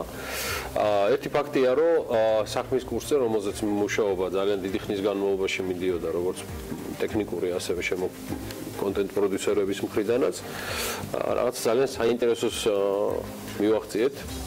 დაინახავდით და შეამჩნევდით, დარწმუნებული ვარ, რომ რამდენჯერმე ეთერში უწია დავით ჯალაღონიას დაждდომა და მარტო გაუძღვა, ასე ვთქვათ, საქმის კურსს. ეს ძირითადად მომდინარეობდა ფორს-მაჟორული სიტუაციებიდან, როცა ყოველთვის რაღაცა ხდება. ამ შემთხვევაში ფორს-მაჟორი ირიცხება და ეს ყველაფერი უკვე ჩვეულებრივად დაექვემდებარა რა დაგეგმვას. დიახ, რითაც გავხსენი საქმიანი დილა. ყოველ სამუშაო დღეს ხუთშაბათის ჩათვლით, ანალიტიკა ელენე კვანჭილაშვილის საავტორო გადაცემის დღე არის. დავით ჯალაღონია არც უკვე წამყვანი სტატუსით ბექა ბაციკაძესთან ერთად გაუძღვება საქმის კურსს. მე მათ მივესალმები საქმიანი დილის სტუდიაში. ილომშვიდობის, მიხარია რომ ხართ ჩვენთან ერთად და ასევე დავაანონსე, რომ ბექა უკვე პერიოდულად შეგვეხიდება თავის საყვარელ საქმიან დილაში, როდის ვიქნები, როდის დავბრუნდები საქმიან დილაში. ეს მისი თეორია. უადგილო და ბანალურია ჩემი მხრიდან დათოზე ახლა კითხვა როგორ გზნობ თავს ამ თემაში, იმიტომ რომ შესავლიდან გამომდინარე აქ მხოლოდ სტაჟზე შეიძლება იყოს საუბარი, მაგრამ მე ძალიან მომწონს ეს ახალი სატელევიზიო წყვილი და თქვენ რა სიტყვით ამ თემაზე. ჩვენ ვიტყვით რომ მე მგონი უფრო დინამიური იქნება ეთერი, ასე ვფიქრობ მე, ყოველ შემთხვევაში, რადგან ბოლოს ორნი ერთად შევეცდებით, შევუტიოთ რესპონდენტს. აგული არის თავის არ იყო, ორი ერთზე. იმედია რომ რესპონდენტებს არ დააფრთხობთ ისე არ გააგრძელებთ. დასაფრთხობად არ ვართ. ეცა ხომასული ბექა. ხო, პრინციპში ძალიან საინტერესო ეთერის მოლოდინში ვარ და მე ყოველთვის გამომდინარე იქიდან რომ როდესაც BMG-ში ჩემი ასე ვთქვათ საქმიანი ურთიერთობები იწყებოდა საქმიან დილაშიც მაშინ სამნი მე ყოველთვის მირჩენია რომ ვიყო ვინმესთან ერთად მით უმეტეს დათოსთან ერთად რომ ადამიანი რომელიც ძალიან დიდი ხანი რეპორტიორია და ბევრი თემის ასე ვთქვათ მაჯის თემაზე და გულის თემაზე აქვს ყური ასე ვთქვათ და შესაბამისად ჩემს უფრო კომფორტულია ჩემს კოლეგებთან ერთად მუშაობა საეთერო ფორმატშიც მათ შორის პირდაპირ ეთერში მათ შორის გადაცემის ფორმატშიც და ძალიან საინტერესო ეთერს ველოდები პრინციპში დინამიურობასაც ასე ვთქვათ ეს ყველაფერი ზენს რადგან ბექასიმედი თავის გამოცდილების გამო იმიტომ რომ მე როგორც აღნიშნე 3-4 ჯერ მომიწია გადაცემის ესე მთელი საათი მთელი ეთერის გაძივა ხო ამიტომ ამ ხრივ სრულიად ბექას ვენდობი რომ ხო პრინციპში რაღაცებს ერთად ეს შევაგროვით მე და დათო და საინტერესო ეთერი უნდა გამოვიდეს ერთმანეთის კაი ფაზლი დადგება მე დაწუნებული ვარ ამ ყველაფრიდან გამომდინარე სხვა შორის კიდე ერთ თემას მინდა გამოვეხმაურო, რომ მას შემდეგ რაც გახმაურდა იანვრის დასაწყისში, რომ BMG-ს გუნდმა დაემატა კიდე 4 მართლა გამორჩეული პროფესიონალი და ჩვენი გუნდის წევრი, საუბარია მაია ბიწაძეზე, საუბარია მეგი კავთუაშვილზე, თამუნა დემეტრაშვილზე და მარი როჭიკაშვილზე.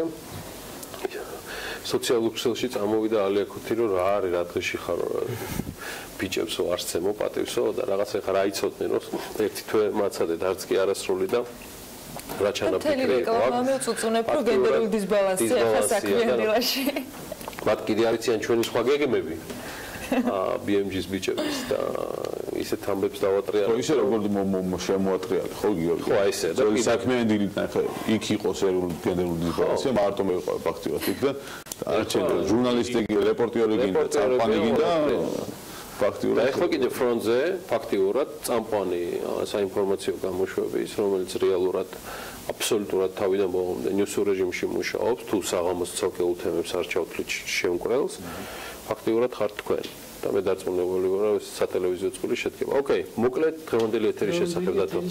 შენგან დავიწყოთ და მე დავიწყოთ, ჩავთავთ პირდაპირ ეთერში ზურა ბაბაშიძეს, რომელმაც აგზელებთ თემას დავაზუსტებთ რა შეთანხმებებს მიაღწია თუ მიაღწია კარასინთან.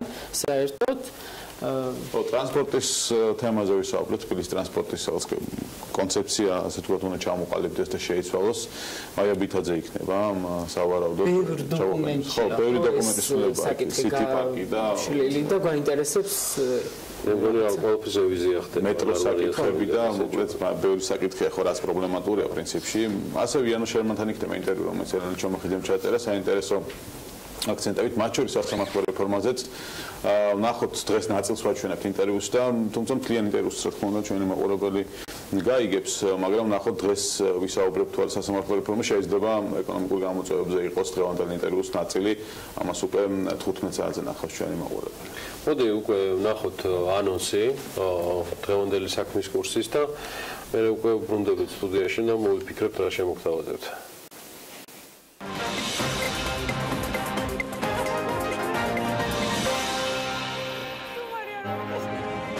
სასამართლო რეფორმა, სავაჭრო ურთიერთობები და ქართული პროდუქტის საექსპორტო პოტენციალი ევროკავშირში. იანო შერმანი საქართველოს მიღწევებსა და გამოწვევებზე საქმის კურსის ეთერში. თბილისში განაშენიანების რეგულირების წესები იცვლება, რა ახალი ვალდებულებებით დაიტვირთება სამშენებლო სექტორი უახლოეს მომავალში. გაიგეთ დეტალები საქმის კურსიდან.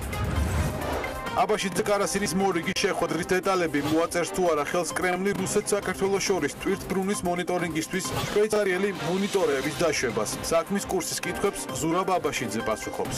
მთავარი ეკონომიკური და ბიზნეს მოვლენების საქმის კურსი ზუსტად 15 საათზე TV პირველზე ბექა ბაციკაძე და დავით ჯალაღონია ჩაგაყენებთ.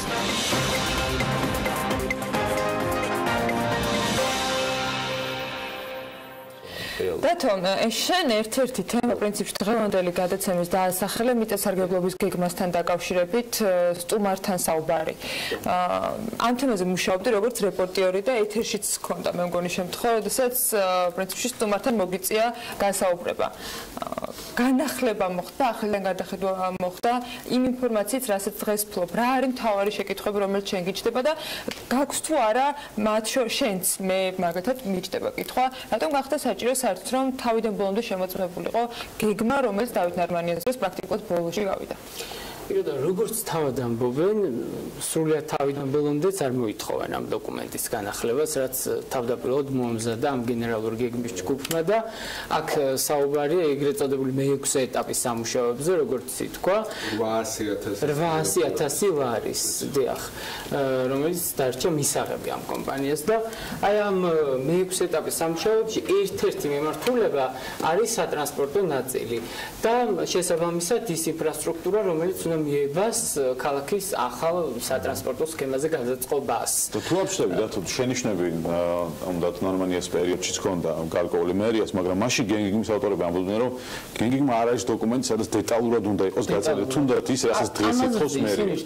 მაგრამ 45 დღე მაინც აიღეს, რომ რაღაც შენიშნები მაინც გაასწორონ. კი, და ეს თეზე საინტერესო არის ის, რომ ანუ ვინც იყო კონკურენტი ამ გენგიგმის ისინი ამოწმებენ, ეხლა ისინი არიან ძალიან ჟიური, ანუ კონკურენტები ამბობენ ეს გენგეგმა კარგია თუ არა და ეკითხებიან ამ შესწორებას. ამ შესწორებას ჩავხედე კიდეც და ტერმინებზე იყო კითხვები. აი ეს რას ნიშნავს? აი ეს და აი Google-ით რომ მოაგვარებ. ანუ მე პირადად შთაბეჭდილებას შემექმნა რომ უბრალოდ რაღაცა და წამოკიდება უნდა. გარდა ამისა, იცით რა არის, რომ რადგანაც პრეტენზია, ასე ვთქვათ, აქვთ გენერალურ გეგმის ჯგუფთან, მერიას. არის კითხვაც ასეთი, იმიტომ რომ ეს დოკუმენტი შეაფასა თავის დროზე არქიტექტურის სამსახურმა, საჯარო განხილვები იყო, მაშინ ყველა მოვისმინეთ განცხადებები, რაც კეთდებოდა შემადგენლობა პრაქტიკულად ყველას მოეწონა ოპოზიციანა ეს დოკუმენტი და საბოლოოდ ეს ხალხი ისე მუშაობს ამ არქიტექტურის სამსახურში და ანუ საინტერესოა მათთვის მათ რა პასუხი მოსთხოვა ჩვენმა ქალაქის ხელმძღვანელობამ, იმიტომ რომ მოიწონეს დარწმუნებული დღეს იქნება და 2 მილიონი არის დახარჯული. ანუ ის ეტაპები რაც ჩავლილია, იყო 2 მილიონის ღირებულების, ახლა დარჩა 800,000 ღირებულების ვთქვათ სამუშაო შესასრულებელი. როგორც ვიცი, ბოდიში რომ გავწოდინებთ, ამ ჩაბარების შემდეგ კიდევ ხელახლა დაიწყება საჯარო განხილვების პროცესი. როდესაც ამოიწურება ეს 45 დღიანი ვადა, ერთი თვე იქნება იმისთვის, რომ მერიამ კიდევ ხელახლა შეამოწმოს ამ თავის სპეციალისტებთან ერთად, რომლებიც ჩართეს ამ დოკუმენტის ეხლა ხელახლა გადამუშავებაში და შემდეგ დაიწყება ისევ საჯარო განხილვების პროცესი და ალბათ ხო, რაღაცა არ ვიცი. მე საბოლოო ჯამში მეშინია ის სიტუაცია არ მივიღოთ, სადაც 3 მილიონი ერთხელ უკვე გავისროლეთ და მე არ ვიცი რაღაცა უაზრო, ვთქვათ, წყენების, არ ვიცი, ყოფილი კონკურენტები მაინც ესე კლაუზნი ხალხი ჭალებს. რაღაც პირადი წყენების ან ამბიციის გამო რომ სიტყვაზე შენი სახელი ეწეროს ამ გენგეგმის პროექტზე, ისე არ გამოვიდეს, რომ 3 მილიონი მეორედ კონდეს ქალაქს გადასახდელი. კიდე ესეთი ბევრი რაღაც შემოვიდა. აი გახსოვთ სისტრასთან რო კონტრაქტი გაფორმდა. და რაღაცა კვლევები იყო სატრანსპორტო კუთხით და რაღაც შეთავაზებებიც ჰქონდათ მათ დევს ახლა ასე. სატრანსპორტო კუთხით ბევრი იყო, იმდენი იყო რომ აღარც მახსოვს. და შენ, ბექა, შენ ამ გადმოსახედიდან და იმ ინფორმაციიდან შენგანაც მაინტერესებს შოთა ხედავთ რა პერსპექტივას, რომ დოკუმენტი, რომელზეც ამდენი ფულია დახარჯული და ამდენი ეტაპი გაიარა, შეიძლება ისევე თაროზე შემოიდოს, როგორც მაგალითად სატრანსპორტო. თლად ამის წინაპირობას არ ვიცი, შეიძლება გართულდა საქმე, მაგრამ მე მგონი რომ მივიღებთ რაღაცა. მე მგონი შეიძლება სხვა ჯგუფს დაუკვეთავენ, არ ვიცი, ორი სავარაუდო სცენარი იკვეთება, ხო? ერთი რომ ამ ბოლო ეტაპზე როცა გაცილებით ძნელი რაღაცეებია, ასე ვთქვათ, ზურგს უკან მოტოვებული, ახლა რაღაც ტერმინების განსაზღვრებებს თხოვენ, ანუ რაღაცას ეაჯებიან ამ ხალხს. მე ეგეთი შაბეჭდილება დავუშვე პერსონალურად, ახლა არ ვამბობ, რომ ეს სიმართლე უბრალოდ ეს იყო ყველაზე ლოგიკური რა აზრთან დინარება, რაც ამან გამოიწვია ყველაფრის საკითხი. არ მგონიაო თავი შემოდა, ხო, სხვა დოკუმენტები. ან შეცვლიან ჯგუფს და ბოლო ან ასე ვთქვათ მიიღებენ რაღაცა დოკუმენტს დაგვიანებით და ამ დოკუმენტის განხორციელებისთვის ეს რომ მოიყვანო პრინციპში ეს სტრუქტურული ცვლილება რაც არის მერიაში ერთ-ერთი რომ ურბანული სამსახური გამოიყო და ასე შემდეგ არის ერთ-ერთი მიზანიც რომ ამ ურბანულმა სამსახურმა ხოთშორ სიკაცი გეგმება განახლება კადრების ალბათ აღარ ყოფნით არ ვიცი მე საჭირო კადრები იმისთვის რომ წაიკითხონ ან გადამუშავონ ეს მასალა რაც მიაწოდა იმ ჯგუფმა 1500 გვერდიანი კვლევა უნდა დაგვაუწოთ ძალიან რთულია ამის დაწერაც და გადაკითხვას კიდე ძალიან დიდი დრო უნდა რა. რა თქმა უნდა და აი სწორედ ამიტომ ვფიქრობ რომ თუ ეს სტრუქტურული რეფორმაც გვაქვს მიმდინარე ეტაპზე და ეს ურბანული სამსახურიც უნდა გამოიყოს ესე იგი